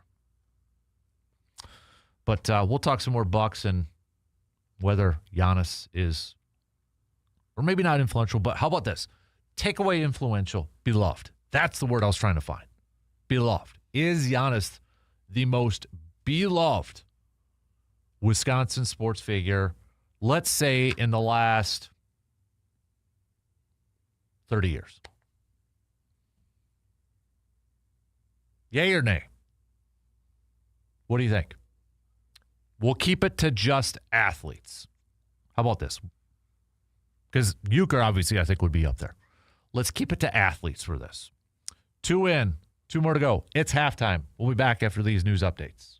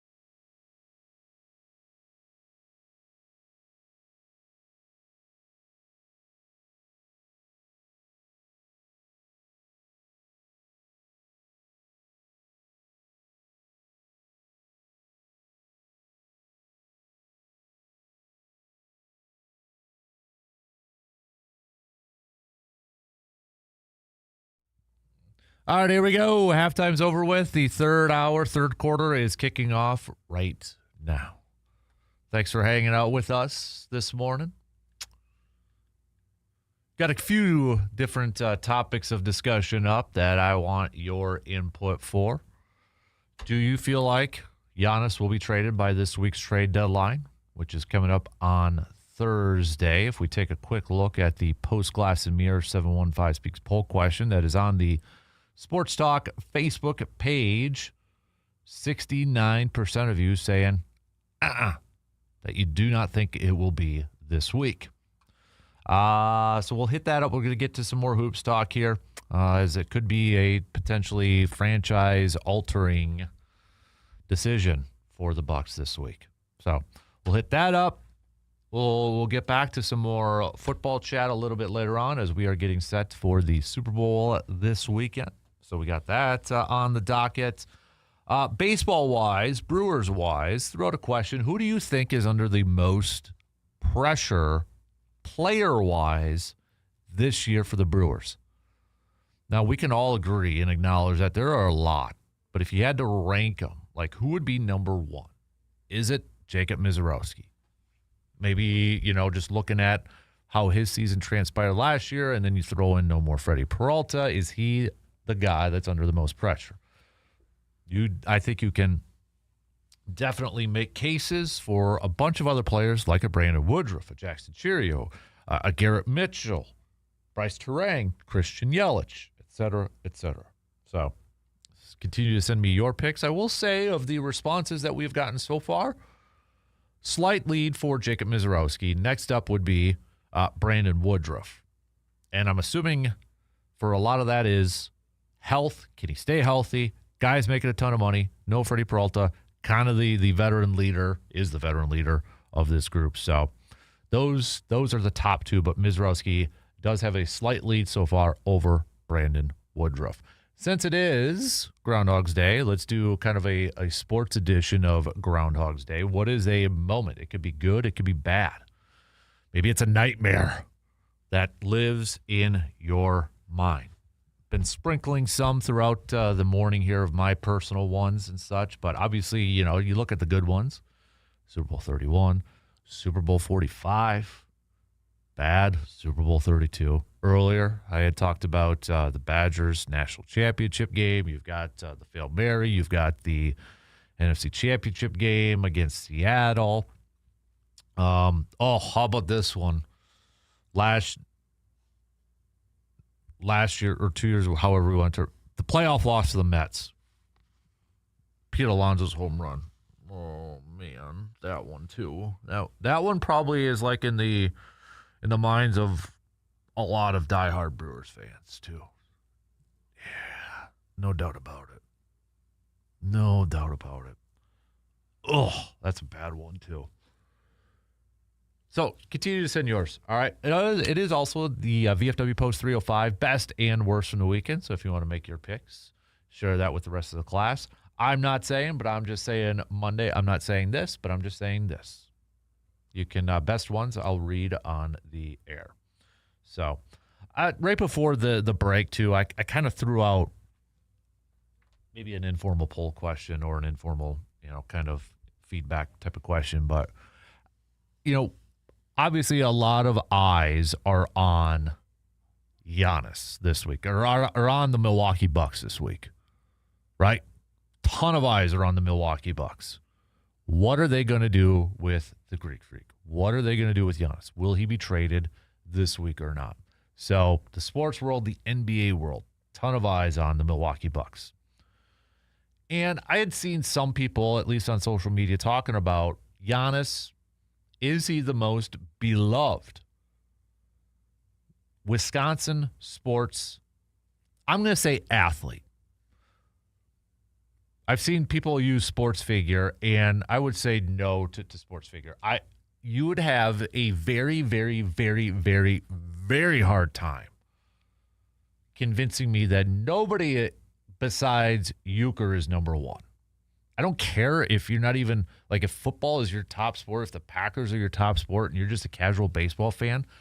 I don't think there's anybody more beloved in Wisconsin sports history than Bob Euchre. I don't know of anybody who said one negative thing about Bob Euchre. So if we keep it to just, let's say, athletes for this, if we go coaches in here too, I mean, then I think you're probably going to have a lot of people throw Lombardi in there too. So I want to keep it to athletes. Do you agree that the Giannis in your lifetime, however old you are, okay, has to be during your lifetime? So obviously I can't pick Don Hudson, okay, because I didn't see him play. Now I will say this too. Now we're kind of like, if you were around when they played, let's put that air on there, because I would say another beloved athlete, and maybe for some of you listening right now, you were able to watch him play, but I would say Bart Starr is going to be on there too. Now I didn't get to watch him play. I got to meet him and interview him, one question, but still it's like the highlight of my life, career wise. I would say he would be up there. If we did it all time, didn't matter if it was during your lifetime or not. To me, athlete-wise, Bart Starr would be one. Because what you saw with Bart, what you heard with Bart is exactly what you got. But if we narrow it down to just during your lifetime, and again, some of you listening right now might have been able to see Bart Starr play. So maybe he is your number one. But during your lifetime, so for me, 40 years. 40 years is Giannis number one, beloved. It's tough. He's probably top three. He's probably top three. Like Robin Yount was during my lifetime, but I'm a little too young to really remember Robin Yount, but I'd probably throw him in there. So top three, top four, Giannis has got to be in there, because at the time you got to throw Brett Favre in there. Now I get it. Now for some, probably not. But if we look at it during when they played, while they played, this is kind of where we're looking at it right now. While they played, I'd have to say Favre is up there. If he's not number one, he's top three, top four. For some, it probably would change. Honestly, I'd put Rodgers in there. Beloved. Heck yeah. Not right away, but yeah. Giannis. Was Braun, like I was a Ryan Braun fan. I was a Ryan Braun fan when he played, but is he beloved? Like, I almost feel like Prince Fielder might have been a little bit more beloved by Brewers fans than maybe Brawny. I don't know. Not everybody, but some. I could see that. I mean, Giannis is easily up there too. No question. And I'd be curious too to hear from some fans that with what's kind of going on right now. And let's say Giannis does get traded and, we find out that, okay, Giannis actually did demand a trade, even when he said he wasn't going to. Let's say he ended up demanding a trade, or even if you're looking at the comments he's kind of saying right now about the state of the team. Has it taken a hit in terms of your beloved rating or beloved status when it comes to Giannis? Or a lot of you have kind of absolved Giannis from maybe all the blame that has gone on with the Bucks franchise. I can't. Because I think it is clearly evident that the Bucks made a lot of moves to make Giannis happy, and Giannis had his hand in a lot of them. Now, he's not fully to blame by any means in this thing. He's not fully to be blamed by any means, but I feel like he does have, he has a hand in this for the current state of the Bucks. But I believe that Giannis is probably, if you got him pretty high on that list of beloved, like maybe number one, number two, maybe you don't put any blame on him for the current state of this Bucks team. So, Smuck says, not sure if these painful moments were brought up. Favre's last pass as a Packer. Oh, the NFC Championship game, yeah. 4th and 26 is a good one. I forgot about that one. Oh, God, I remember that one. I was in the basement of my house as a kid. When he threw that pass, or when Freddie Mitchell caught that pass, I, pounded the concrete wall. Now, there was a carpet on there, but it was very thin. I just, dang it. So, Grandman Mike, I'm not saying the Pro Bowl is a farce. I'm just saying 2 Cleveland Browns quarterbacks made it. Oh, man, the Pro Bowl, I'm not saying the Pro Bowl is going to go away, but I'm just saying the Pro Bowl needs to go away. Pro Bowl games, whatever the heck they're calling it right now, it is a joke. And I had seen Albert Breer, who covers the NFL for Monday Morning Quarterback Sports Illustrated. Let me see if I can bring up what he had kind of tweet. This was last week, so I might have to take a few minutes here to kind of scroll through it. But I think he had retweeted somebody talking about it. But essentially, when the NFL decided to monetize the Pro Bowl, that's when it kind of started to go downhill. And it kind of makes sense when you think about it, because then they started to move it out of Hawaii, right? They started to move it at different parts. And he made the note, too, that, when it used to be the old way, if you will, in Hawaii, this was a way for the players to kind of get away. Not a ton of media over there, not a ton of media attention. And, he would say Peyton Manning used to hold courts at the pool, and all these players would go over there and just kind of, pick the brain of one Peyton Manning and such. And essentially it was, the theme of it all was, as soon as the NFL tried to, monetize it more, is when you saw the downfall of the Pro Bowl. I used to love the Pro Bowl as a kid. I used to really enjoy watching it. Now it's just it's a joke. It's a complete joke. And I don't think it can go away. The name, the Pro Bowl, or however you want to term it, isn't going to go away because there's too many contracts that have incentives in there where it's like, okay, you make a Pro Bowl, you're going to get a boost in pay. I think it could be one of those things where, all right, you're named a Pro Bowler. You don't have to have a dodgeball game. You don't have to have all this other stuff. All right, it's essentially, yes, an all-pro team. But maybe we can rename it to the all-Madden team, which is something I think that they're missing out on. That's an opportunity. But, yeah, it's a way for them to make a little extra cash. All right, I got to take a quick break. Keep those thoughts coming, all right? 715-830-1912. Quick break. We'll be back after these few words.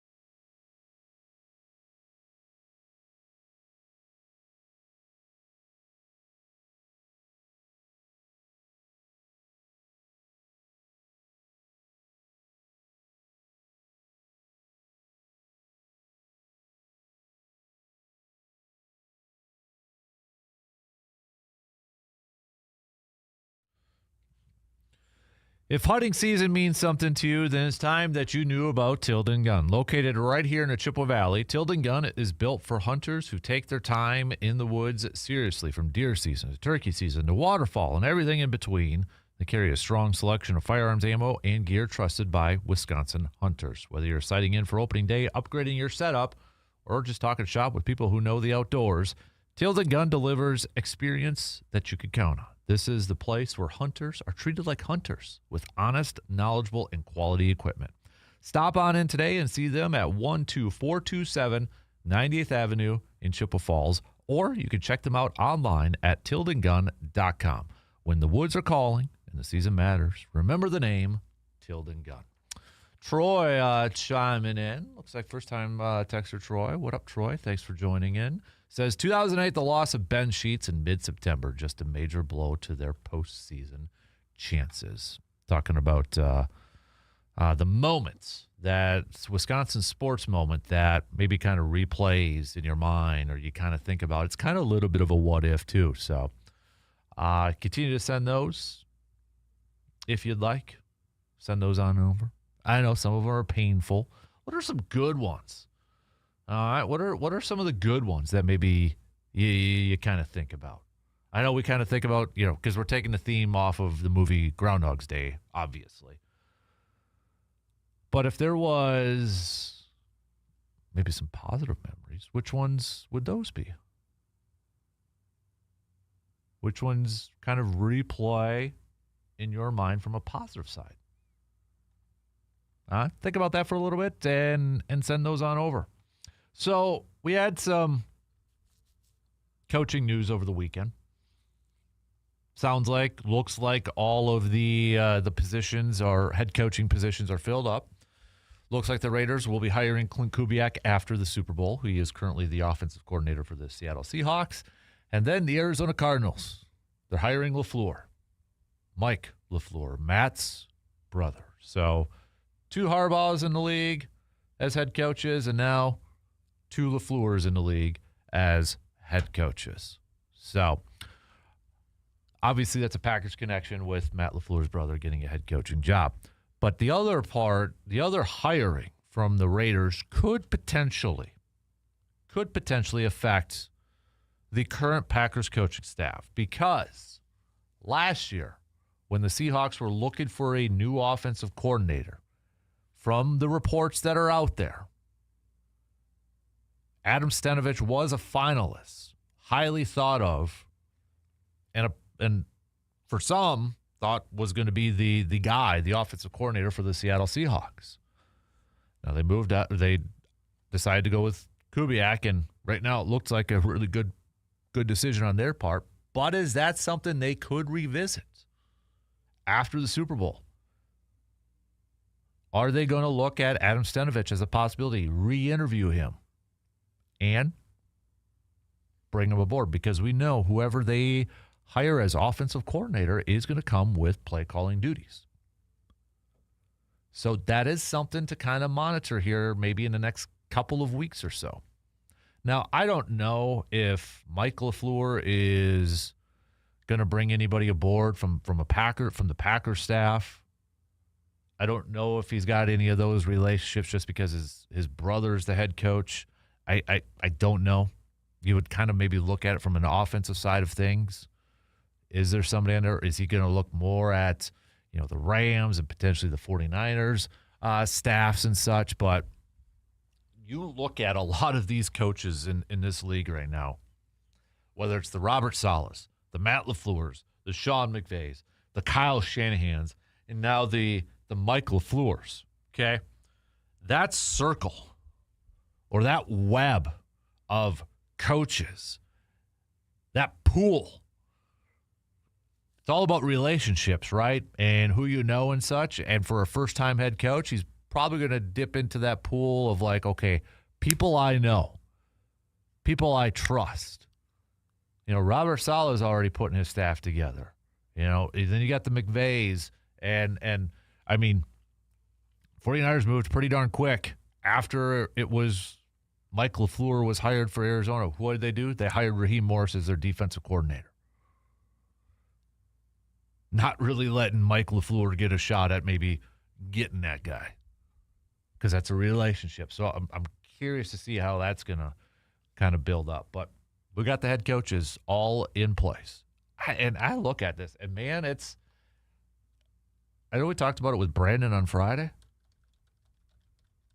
I don't know if weird is the best way to describe it, but a lot of like, okay, kind of interesting hirings. Ones I really didn't expect.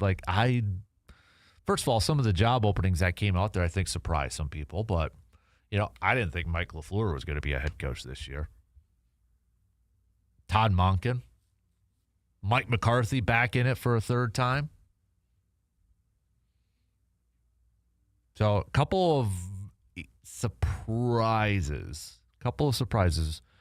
I think if, we had, of all these openings, I know a lot of people are kind of doing this right now, so I'm going to throw my 2 cents in there. Which hire did I like or do I like the most?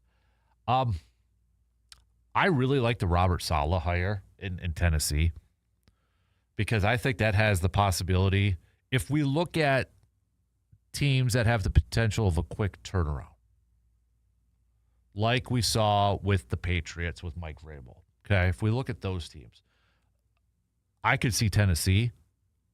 They got a ton of cap space. I like bringing in Brian Daboll as your offensive coordinator, work with Cam Ward. I don't think we can look at that Jet situation and really say that, okay, Saleh isn't any good. The Jets thing is just, it's a weird franchise over there. I really like that one. I'm intrigued with the McCarthy one with the Steelers. I'm intrigued with that. Outside of just him going back to Pittsburgh, but let's see what the quarterback position is going to be like first. Clint Kubiak, I like that hire for the Raiders. I think it already is a given. I think this solidifies it even more. They're going to draft a quarterback, number one, pair him up with an offensive coordinator that had a fantastic year with the Seattle Seahawks. That just makes a ton of sense. But the ones I liked is probably the Robert Saleh and the Clint Kubiak one for the Raiders. For different reasons, because I could see Tennessee becoming that, almost worst to first type of team, and then the Raiders, I don't think it'll be an instant turnaround, something to build on. Just my opinion, just my thoughts. So, all right, we got to take another quick break. We're about 15 minutes away from JC and EC joining us. We'll do our local sports roundup with him, brought to you by Carpet City Flooring Center. So we'll take a quick break, and we'll be right back after these few words.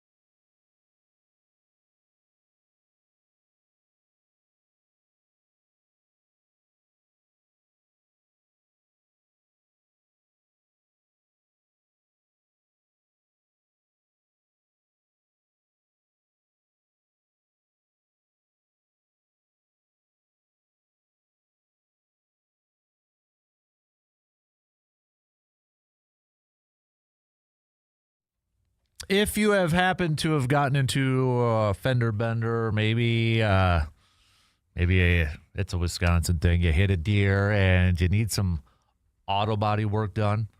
Not sure where to go? Make it easy on yourself. Make it simple on yourself.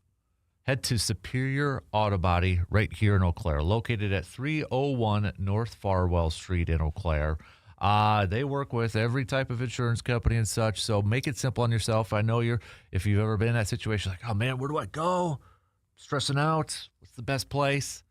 It's Superior Auto Body. Give them a call, 715-834-7707.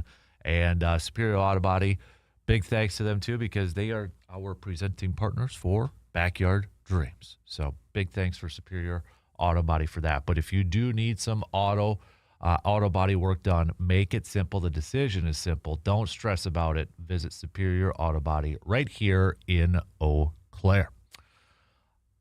Just saw this pop up. I'm going to have a chance to read this, but it's through The Athletic. Again, with this Super Bowl coming up, there is an obvious Packers connection to it all across. It's the GMs of both these teams, John Schneider, Elliott Wolf, right? Schneider with the Seahawks, Elliott Wolf with the Patriots. But there's a piece on The Athletic by Dan Pompei. I haven't had a chance to read because it just dropped this morning.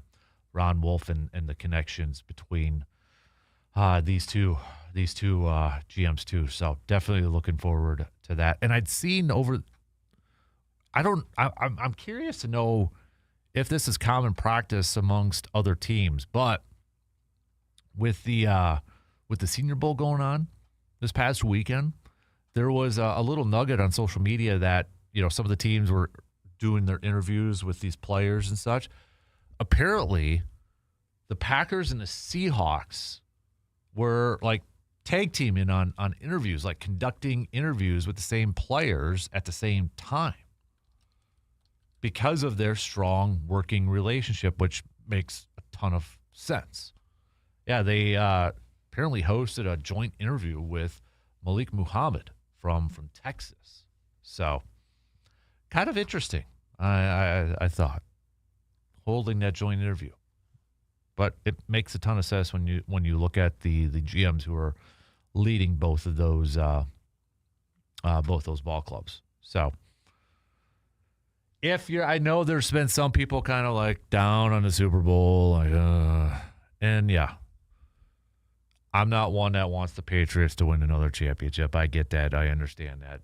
Seattle, it's like, I don't know. They were just there, come on sort of thing a few years ago. But if you want to look for a little Packers connection, it's kind of a cool story to see a couple of Ron Wolf disciples going up against each other. One of them being Ron Wolf's son, for crying out loud. I mean, that's I don't know off the top of my head. I would have to research it. Surveyor, if you're listening, research this. Has there ever been a GM, a Super Bowl winning GM, and then a son that has also won a Super Bowl as a GM? So a father, son, each winning a Super Bowl as a general manager. Has that ever happened? I don't think so, but don't quote me. I'll have to double check that. But that would be a cool thing.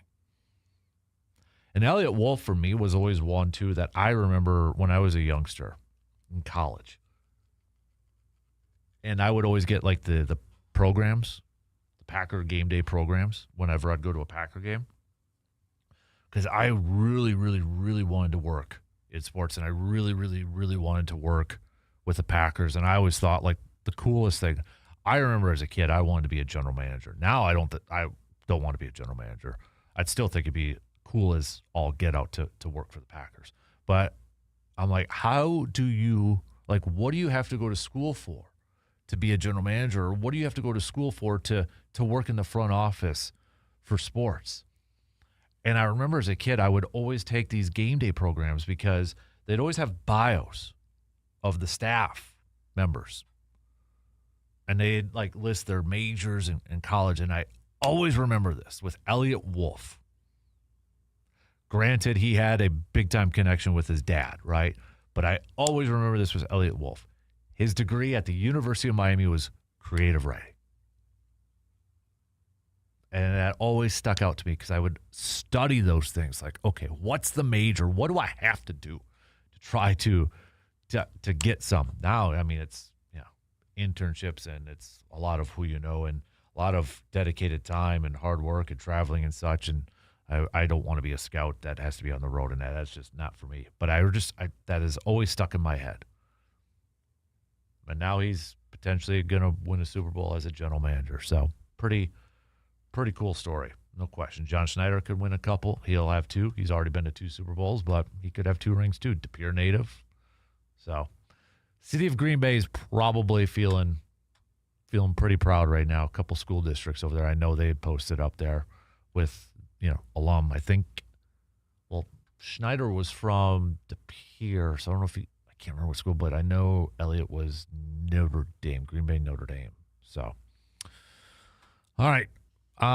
Coming up next hour, all right, we got another segment here. So we're going to finish up this hour when we chat with Justice Cleveland, WEAU 13 News. We're going to do our local sports roundup, brought to you by Carpet City Flooring Center. Then we're going to get back to some more hoops chat. Is this going to be an franchise-altering week for the Milwaukee Bucks? Will they trade Giannis this week? So far, majority of you saying, no, you don't think he will be traded this week. If he does, I mean, it's a big one. It's a big sports moment in Wisconsin if it does happen this week. I'm kind of with the majority. I don't think it happens. But if it does, hold on to your butts. So we'll take a quick break as we wrap up the third quarter. We'll be back after these quick words.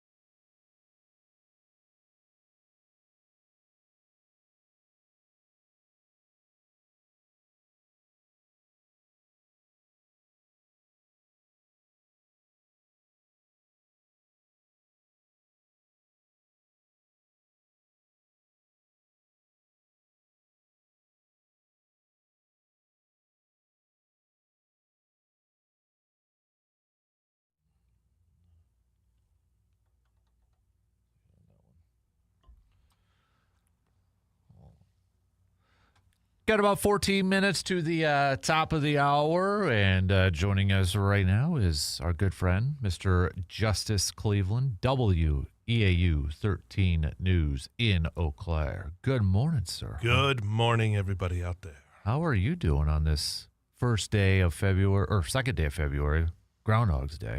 Did you see your shadow out there? Yeah, I did. All right. I can't remember what that means. More winter? Tawny Justice saw his shadow, so I think, is that good or bad? I think it's good, right? I think if you see shadow, it's good. It's the end. It's spring. I think so. You know, we've been doing this for me 45 years, and I still don't know the whole rules. It is, according to Groundhog's tradition, if he sees a shadow, 6 more weeks of winter. Oh. Yeah. Okay. And if it's only 6 more weeks, hey, I'll take it. Right? I get it. When you put it in that perspective. It's the middle of March, hey, we're okay with that. Yeah. So. Exactly. So. I would say this is the most Wisconsin winter we've had in the last few years. Mm-hmm. So. I would agree with that. Because 2 years ago was the year where golf courses were open in January and February. So. Yeah, that was nuts. Yeah. So. We're back to normal. Yep.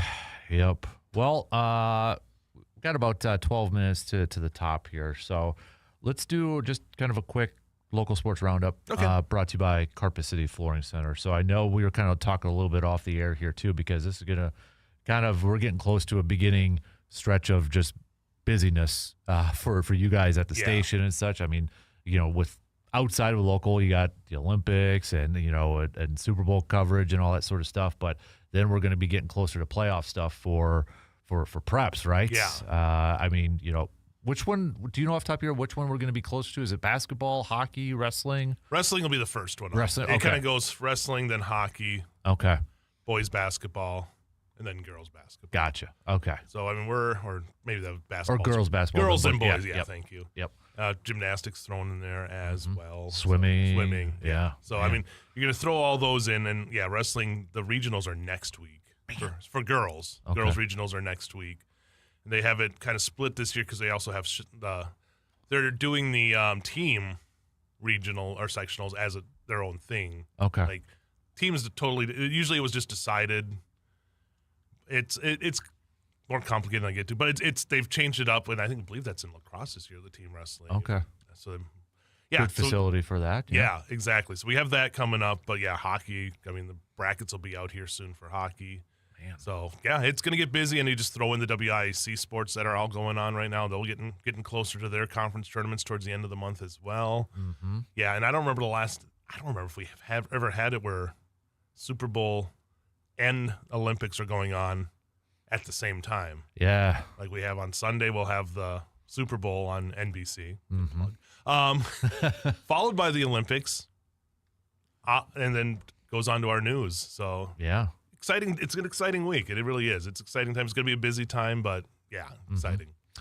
You mentioned WIAC too for like basketball and such. I know, let's go with the men's side of things. It was a great start to their season and such, but conference play started up and kind of faltered a little bit there too. So still over 13-6 overall here, but I still feel like, if they get to the conference tournament, they have the talent to make some noise. Oh, I think anybody. Right? Yeah. I think that's the biggest thing is getting into that tournament. I think every one of these teams in there has a chance, and we've seen, right now they're sitting at the bottom 2-6 with River Falls, but we saw River Falls beat them. River Falls has played very well. Mm-hmm. Eau Claire could easily be probably like 4-4 at this point, if not better than that. They've played some really tight games. You got that win over lacrosse, and you thought that might turn the tide for them. Yep. But it's been lacrosse then that's now went on a winning streak and went from having one win in conference, and now lacrosse is 4-4. Mm-hmm. So they're kind of where the Blue Golds would like to be. But the key is to be that 6th seed. Yeah. Get into the tournament, because I think anybody 1 through 6 that gets in will have a shot at winning it. Because we've seen every team is obviously – I don't know this far into the WICC where 5-3 is leading the conference. Yeah.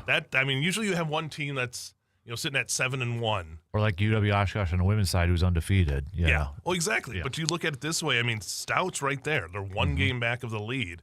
Stout's been playing some great basketball and played some tough opponents and has found ways to win games too. So I am very excited to see how this all plays out here for the second half of the conference schedule. And I think the Blue Golds, maybe this little break will be good for them to kind of get healthy, kind of look back and see what's been working and what hasn't been working. Because we saw them against La Crosse. We were both there, and we know how talented this team is. Yep. Something's been kind of off with them the last few games. They just got to correct it quickly. Yep. And, again, find a way to get into that tournament. And, on the men's side, one thing that could help them out here, too, is you look at this final month, they're going to have more home games than they will be on the road. Road game against Oshkosh and La Crosse, but then home against River Falls this Wednesday, this Saturday against Stevens Point, Whitewater, and then Platteville, too. So not a lot of traveling in these final few games. But there's nothing easy. Yeah. I mean, you're playing a River Falls team that already beat you. Yeah. So now you got to go and find a way to get that win back there. So yeah, I don't. There's not going to be anything easy for this next month of the season. No, and then on the women's side of things here too, when you look at their final month here, I mean, they're going to be on the kind of the opposite, right? Couple games at home, but a lot on the road coming up here too. So. And both 2-6. They're 2-6 as well. That was, I think, huge for them to get that win over Stout. Yeah. To end that first half, kind of a restart because they already played Stout, but to get that win and they had been so close in so many of those games where they've had leads and they just couldn't find a way to finish. For them to be able to finish against Stout, get a big lead and hold that lead. Yep. I think that boasts well. And Tanya said, like, she knows this team's talent. She knows this team can win a conference championship if they can get in the tournament. It's just they got to play good enough here to hold that 6th seed, which they have right now. Just a 1-game lead, the 1 point in Stout. Starts big because you play Point this week, and River Falls is the team that's ahead of you in the standings. So it's a big week for them. It is. And then, you kind of look at where hockey's at for the Blue Golds. I mean, the men's team, you're looking at just a couple more weeks here. And then, as you mentioned, it's WIAC tournament. They're going to have River Falls coming up this weekend, and then at Stout the following weekend. Yeah, and that's. I mean, they're holding that slim lead right now on Stout for the top in the conference there, and they're 9-1-1 in conference, and I think even Matt Lowen would say that they probably could play better than they've even been playing. Like they are that good of a team that they would love to be undefeated if they could be, but to be that where they are, and I don't think they're going to trade that in the conference standings. Right. I mean, they're happy where they are, but yeah, that Stout team. Right, and they have you have a hot goaltender there that's been doing a great job for them, and so both those teams, barring what they do this week, obviously you don't want to overlook this week in the games you have. All right, next week, basically could be for the regular season conference title, and then obviously once we get into the conference tournament, always interesting things happen in that tournament. Always, you're gonna have double, mini game, double overtime kind of things. I've witnessed some just crazy things happen in that WIAC hockey tournament. Yeah. And then on the women's side, I mean, doesn't get a whole lot bigger than going up against River Falls this weekend. And the Blue Golds did beat them earlier this season. Right. They got 2 more games against them. This one's going to be at River Falls, and they end their season at home against River Falls. And then you got Beloit College in the middle over there, too. But they're also going to be finishing up. Their last 3 games are all going to be at Hobbs Ice Arena. I mean, that is a rivalry that has just grown and grown. Obviously, with River Falls winning 2 national titles. Yep. While they've been in this rivalry, they've kind of owned it. But, the only blemish right now on River Falls is that Blue Gold game. Yep. So, they're going to be pumped up for it. It's kind of like we saw with Wisconsin and Minnesota, the women this weekend. The only 2 losses that Wisconsin has this season are to the Gophers. Yep. Came back and got the win on Saturday. So, yeah, it's a fun rivalry that has obviously top of the conference standings. Conference tournament has always been one that looms. So, yeah, big contest coming up. Absolutely. So, just a few minutes left here, for like prep basketball, prep hockey and such, big rivers for hockey. Is it still kind of Hudson at the top on the men's side or the boys' side? Hudson top team in the state right now. We were looking at their sectional. They'll have to go through, I'm forgetting one of the teams, but I know for Hudson to get to state, they're the number 2 team in the state, Spash. And there's another team that I think it's Wausau, one of the Wausau teams, Wausau West. Wausau okay. East. That's also in there. They have the sectional of Doom. Yeah. Which always kind of seems to be. I think you mentioned that last year. It was kind of a similar path for them. Yeah. And then you look on the women's side, girls' side, and ECA Stars get a win over Bay Area, the number 1 team in the state this weekend. Nice. And they're in first place, and they have a big matchup tomorrow against the St. Croix Valley Fusion. So that'll be almost not de facto for the conference title, but will really help them if they can get a win there. So Bob Stowe's team has been playing just outstanding hockey, and yeah, that's a team that you look at. It's like they're built to make another run towards states. Those Stars have had some great success as of late, and I would not be surprised. But there are always tough teams. They had a tough game against CFM, and CFM's been playing good hockey too, and that's going to be another one once you get into the playoffs. It's going to be some wild, wild games. Yeah. I know this is kind of a general question, but I did see this was kind of even making some national news in terms of high school basketball. But was it the Kaukauna and Appleton West or Appleton East game? No shot clock.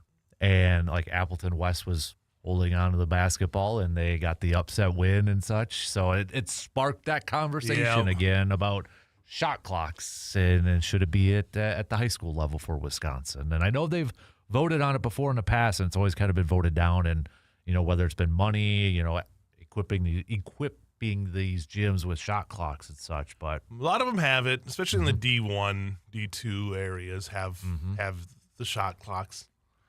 It's always like one game that sticks out, and everybody's like, "Oh, we need it." And unfortunately, it usually ends up being on like a bigger stage, right? Because around here, teams run fast.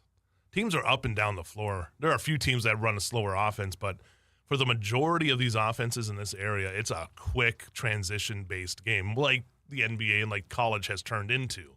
It's get down the floor, get it to the rim as fast as you can, kick it out if you can for a three, and that's your possession. So there are teams that still do run it slower, but I never have a problem with it. I rarely run into a game where I'm like, okay, this is somebody's intentionally stalling. And there will be teams that'll, when they're looking for the upset. Right. You also can play up on the ball, get the 5-second call. Like guys can't just stand there when you're guarding them, and you're kind of making the choice. It's hockey's got the same thing. A guy could sit back behind the net, and we've seen it where the guys have ran clock. Yeah. So it's their fault for you not challenging them? It's strategy, I guess, so is it going to come at some point? Probably. I just don't know when. Because, the big push happened about 10 years ago, and a lot of these places got the shot clocks, but then a lot of these places couldn't get them, and then they kind of scrapped the whole idea. Right. So do I see it coming? Sure. At some point it probably will. Right. But what do you put in, 35-second? Go back to the old 45-second shot clock? Yeah. Yeah, I'm not sure. But, yeah, it was Appleton North, actually. Appleton North versus Kaukauna in that game. So. And you got, like, two rivals meeting there, and that's definitely going to make more noise when you have something like that, too. Yeah. Oh, that's a good debate, though. I don't – if it comes, it comes. I don't care. For me, but personally, me just covering games, it hasn't been one of those things where I'm just – Yeah. All right, 3 in. One more to go. We'll be back after these news updates. Yeah, it's always one of these bigger ranked teams with huge enrollment, and they get knocked off. Yeah, how dare you beat the galloping ghosts of Kaukauna with a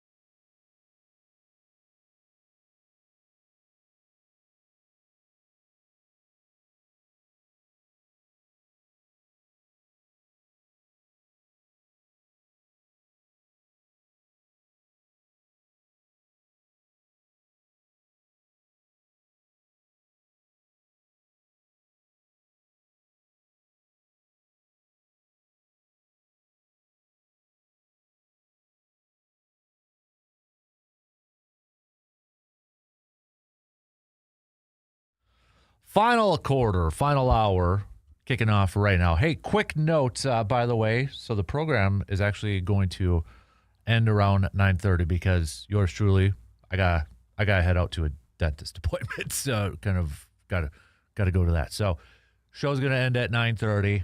So if you're listening afterwards, you're like, what the heck happened? Just giving you a little heads up. All right, just giving you a heads up. Gotta keep that dentist appointment. It wasn't like a fist fight between me and Dan that they had to pull us off the air. Nope. Jim Rome, Jim Everett thing going on here. Okay, Chris. Say it again. Going again.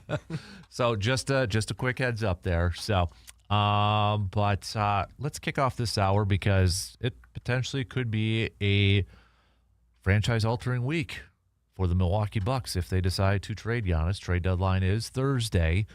I know the rumors are rampant right now, whether you believe them or not. I know the places that these reports are coming from are I'm trying to be polite in this thing, are met with a lot of scrutiny. Really pushing the narrative. That's what that's how I put it. Yes. So really want it to happen. Yeah. Even if it really might not be true. Yep.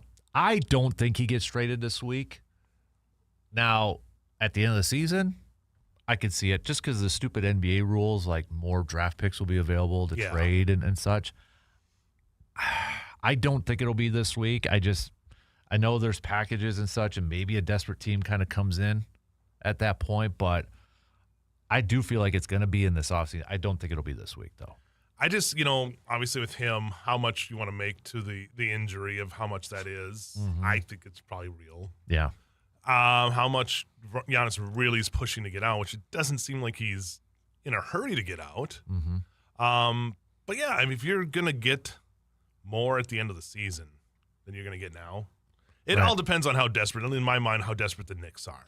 Yeah. I think it really comes down to how desperate they are. Or Warriors with an aging Steph Curry. Right. Like, how much are they really going to push and really pushing all their chips and think that Giannis can come in and completely flip that team, which he probably can. If he's healthy, obviously he's the toughest guy to defend in the NBA. Right. So it really just comes on, do these teams look at this deadline when we're, 3 days away? February 5th? February 5th, Thursday. Yep. Yeah. So, I mean, it just depends on how desperate these teams are and willing to. I mean, you got to match basically what they would get in the offseason, which is harder to do now. And I just, it doesn't feel like it's looming as much. And again, I've been wrong on these things, so don't even, if it happens, it happens. I'm not an insider to the NBA by any means, but I just feel like it's been a narrative that's been really, really pushed, and the Bucks aren't going anywhere. That Bucks team has regressed, obviously. Big time, yeah. I mean, there are, you look back on it, and there's just holes in that team that even if Giannis is healthy, they play some of the worst transition defense I've ever seen. Yeah. Like, they cannot stop a three-pointer. Yep. Like, guys are just stopping and popping, and there's no hands in their face. I feel like I like A.J. Green, but I feel like he's kind of regressed offensively, especially. He's, just struggled. Especially after that new contract, too. Right. It just hasn't been there. I think he's more of a bench player than he is a starting guy, and I think we're seeing that now.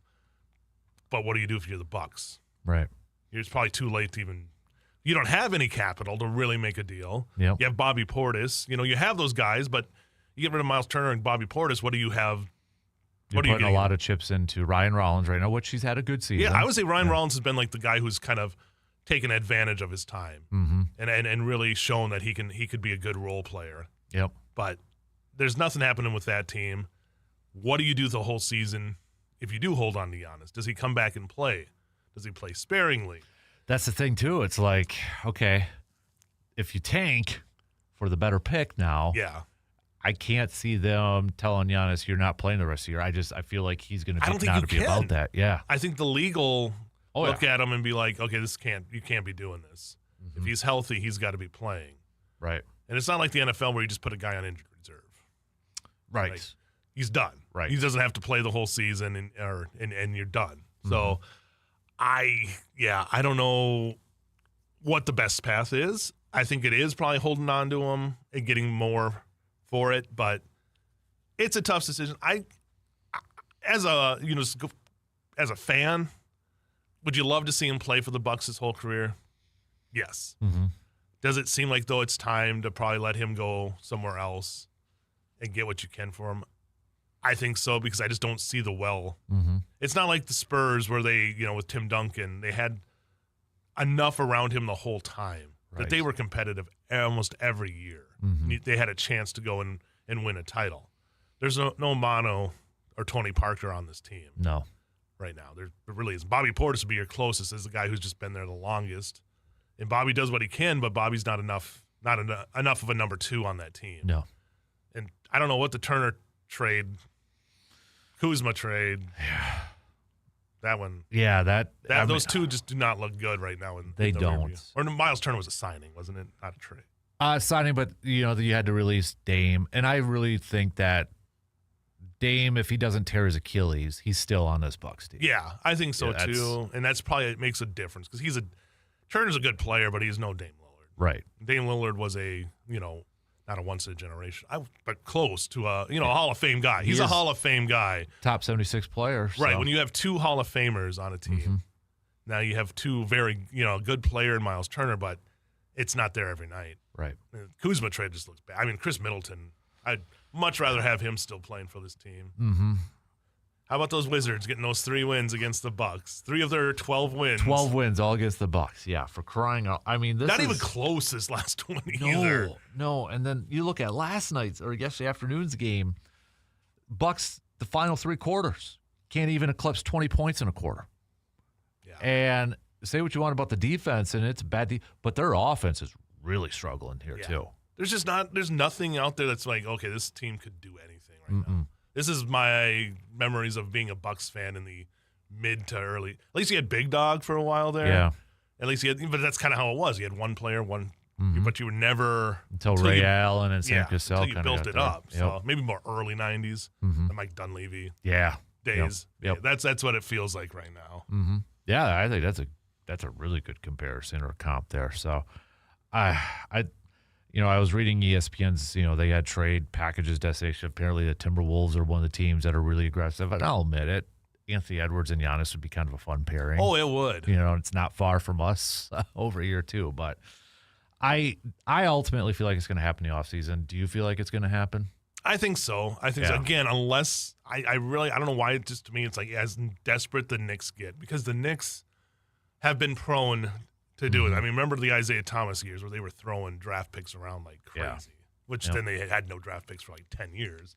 I just feel like that's a franchise because they're in New York City, because of the ownership situation there, because of how bright those lights are, so desperately want to win. And they were close NBA the last title. couple of years Right. of getting, and do they look at, okay, Boston still doesn't have Jason Tatum. They look at Cleveland's been down a little bit. Yep. Does that open that window? Yeah, exactly. Do they get a little anxious then for that? Yeah. And then the Bucks get Karl Anthony Towns. And then probably move on from him too. Yeah, So, exactly. I mean, that's going to be the thing. As much you need to get as many picks as you can and dump as much salary as you can if you're the Bucks for this, because you got a rebuild coming up. And Yep.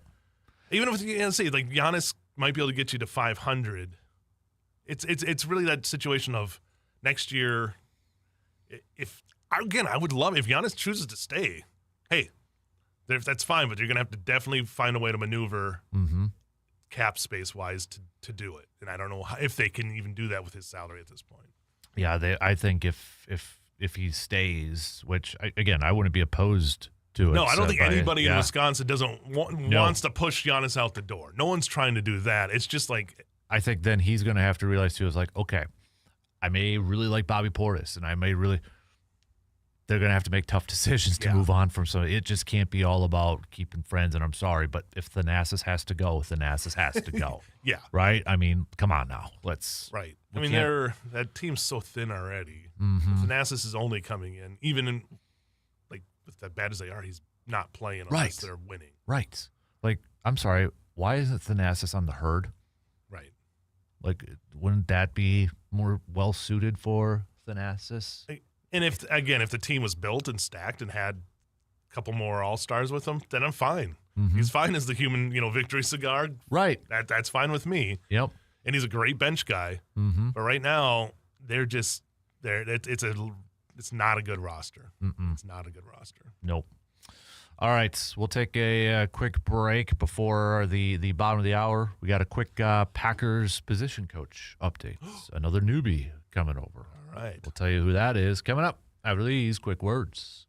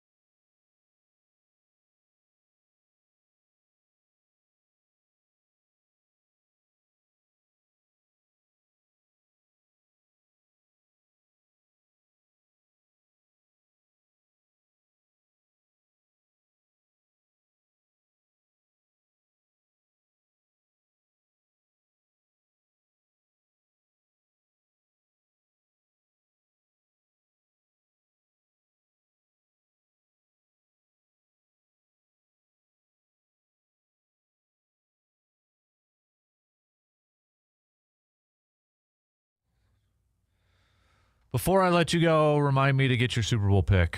All right. Since it's that time of the year. You'll be the first one on the board for their pick. So pressure's on being the first one. Got a couple minutes. I'm thinking it hard right now. Packers reportedly have a new position coach. Not quite sure what position, but he was the safeties coach for the San Francisco 49ers since 2019.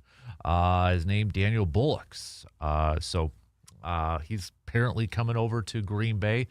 Don't know exactly what the position is going to be, considering I think Bobby Babich was going to be like the passing game defensive coordinator and such. So maybe he's defensive backs and this new guy is safeties, but he did interview for the 49ers defensive coordinator job back in 2024. So probably another, I would imagine, Matt LaFleur type of connection right over there. So Robert Saleh kind of.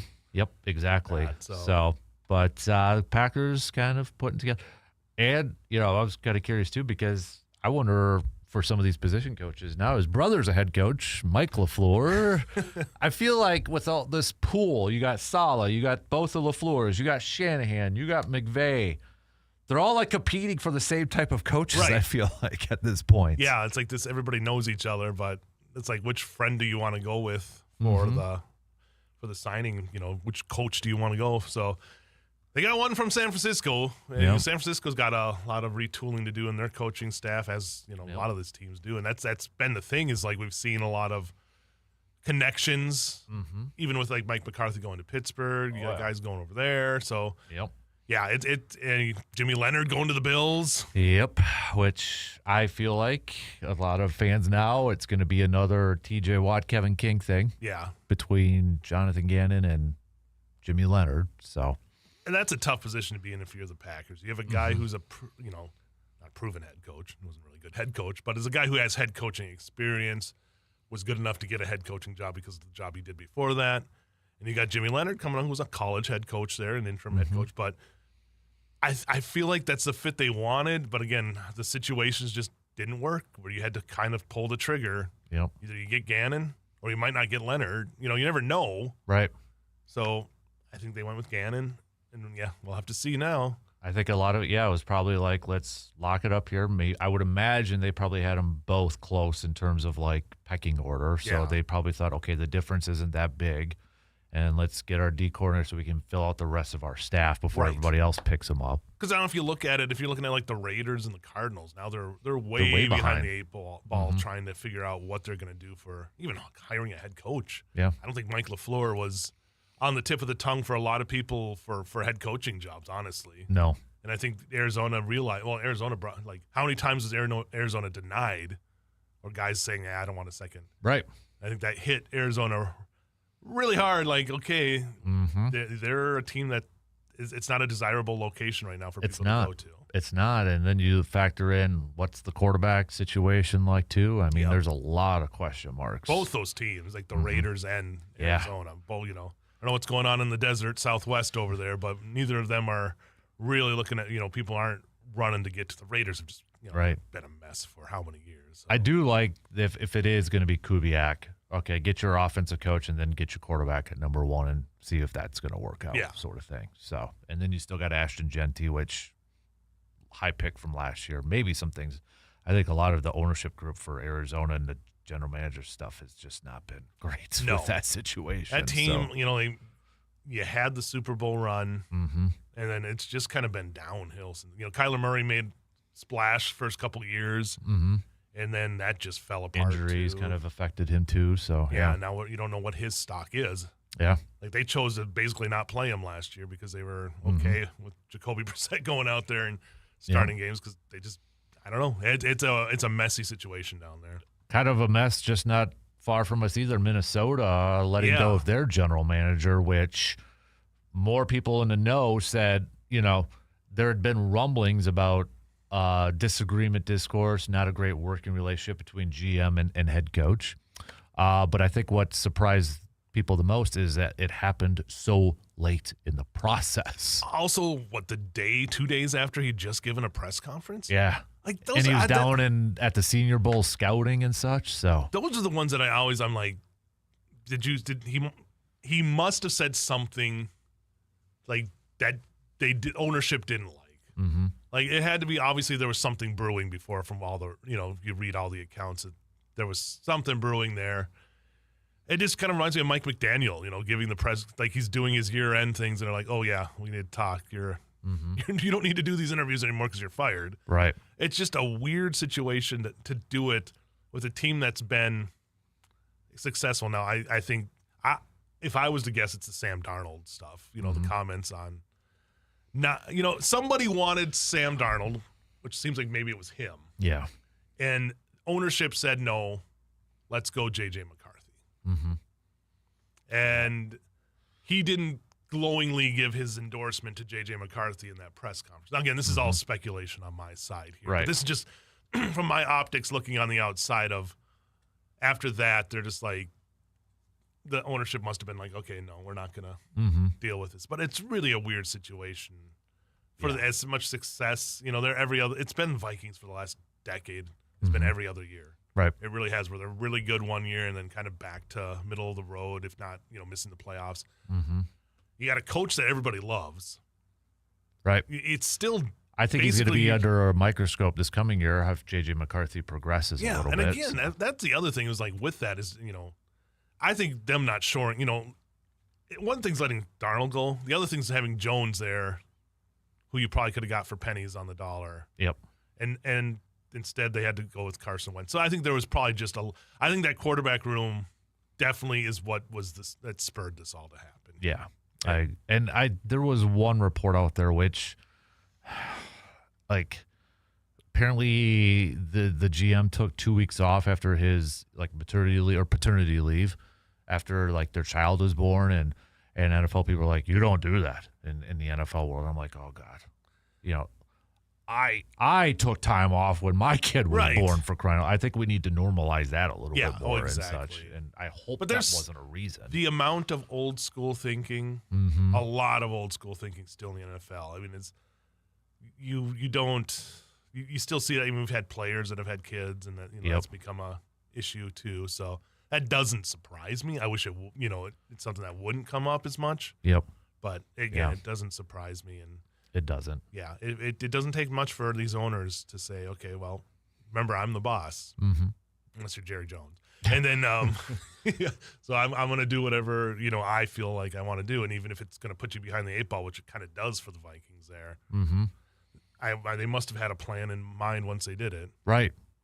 So it's kind of weird too. Like they're having somebody run the team through the draft, and then they'll look for the general manager after that. So that's even weird. And plus, the fact that the Twins basically get rid of their GM, de facto GM, at the same an hour later, like a crazy day. Yeah, it is. Yeah, it was. Twin Cities for that. Both those stories. Can you imagine those newsrooms over there were like, what? What else is going to happen today? Insane. All right, before I let you go, give me your Super Bowl pick here. Oh boy, I've been. I gotta go with Seattle. I think Darnold. This is his year. The story of Sam Darnold is going to be if he wins, it's going to be a really good Disney movie. It's like Jim Plunkett kind of going to the Raiders and winning after he was cast away. So I'll go Seattle. I think they get the win. Have we got a high scoring game or a low scoring game? I'll go. I always feel like, I don't know, 31 to 27. I feel like that's it's either 31-27, 27-24, 24-20. So you don't want to go low because nothing seems to be low scoring anymore. Yeah, exactly. Unless there's snow involved or something, which doesn't look like there's going to be in San Francisco. So or Santa Clara. Could you imagine though if it was? I don't know if Florida, but Carolina hosted it this past weekend with all the snow that they got. Oh, I know. That would have been. Well, it was funny. like in Dallas. Yeah. They had a big ice storm down there. Yep. Well, Santa Clara, I don't know. You got to always remember that electrical grid that's right next to the stadium. What that has effect on the spread, I don't know. Can you imagine if something happens this week at practice to a player? Yeah. Oh, it's the same injury that somehow electrical currents. Yep. Oh, yeah. I don't know, but are you at least? I know it's New England and everybody's tired, but I feel like this is a fun matchup when you take away the team names, right? Yeah. I mean, just in terms of the team, I know it's the fatigue of New England. It's like, oh, they're back without Brady. Like everybody wanted them to. I wanted them to. So, it's like that. But plus you got two Packers GMs, the GM, John Schneider and Elliott Wolf. Got a little bit of a Ron Wolf Packers connection there too. Right. So, and I think this is the first time we haven't had names. There hasn't been one name that's like a big marquee name Like a Brady or a Mahomes or something like that. You think about like you had at least Brady, Mahomes, and you go maybe the Eagles, and and then the Eagles kind of started their little mini kind of thing. So it's always been there's been names. Yeah. This is just kind of more the most, I want to say no name, but the most low key Super Bowl we've had in a long time. I didn't think of it that way, but I think you're right. Yeah.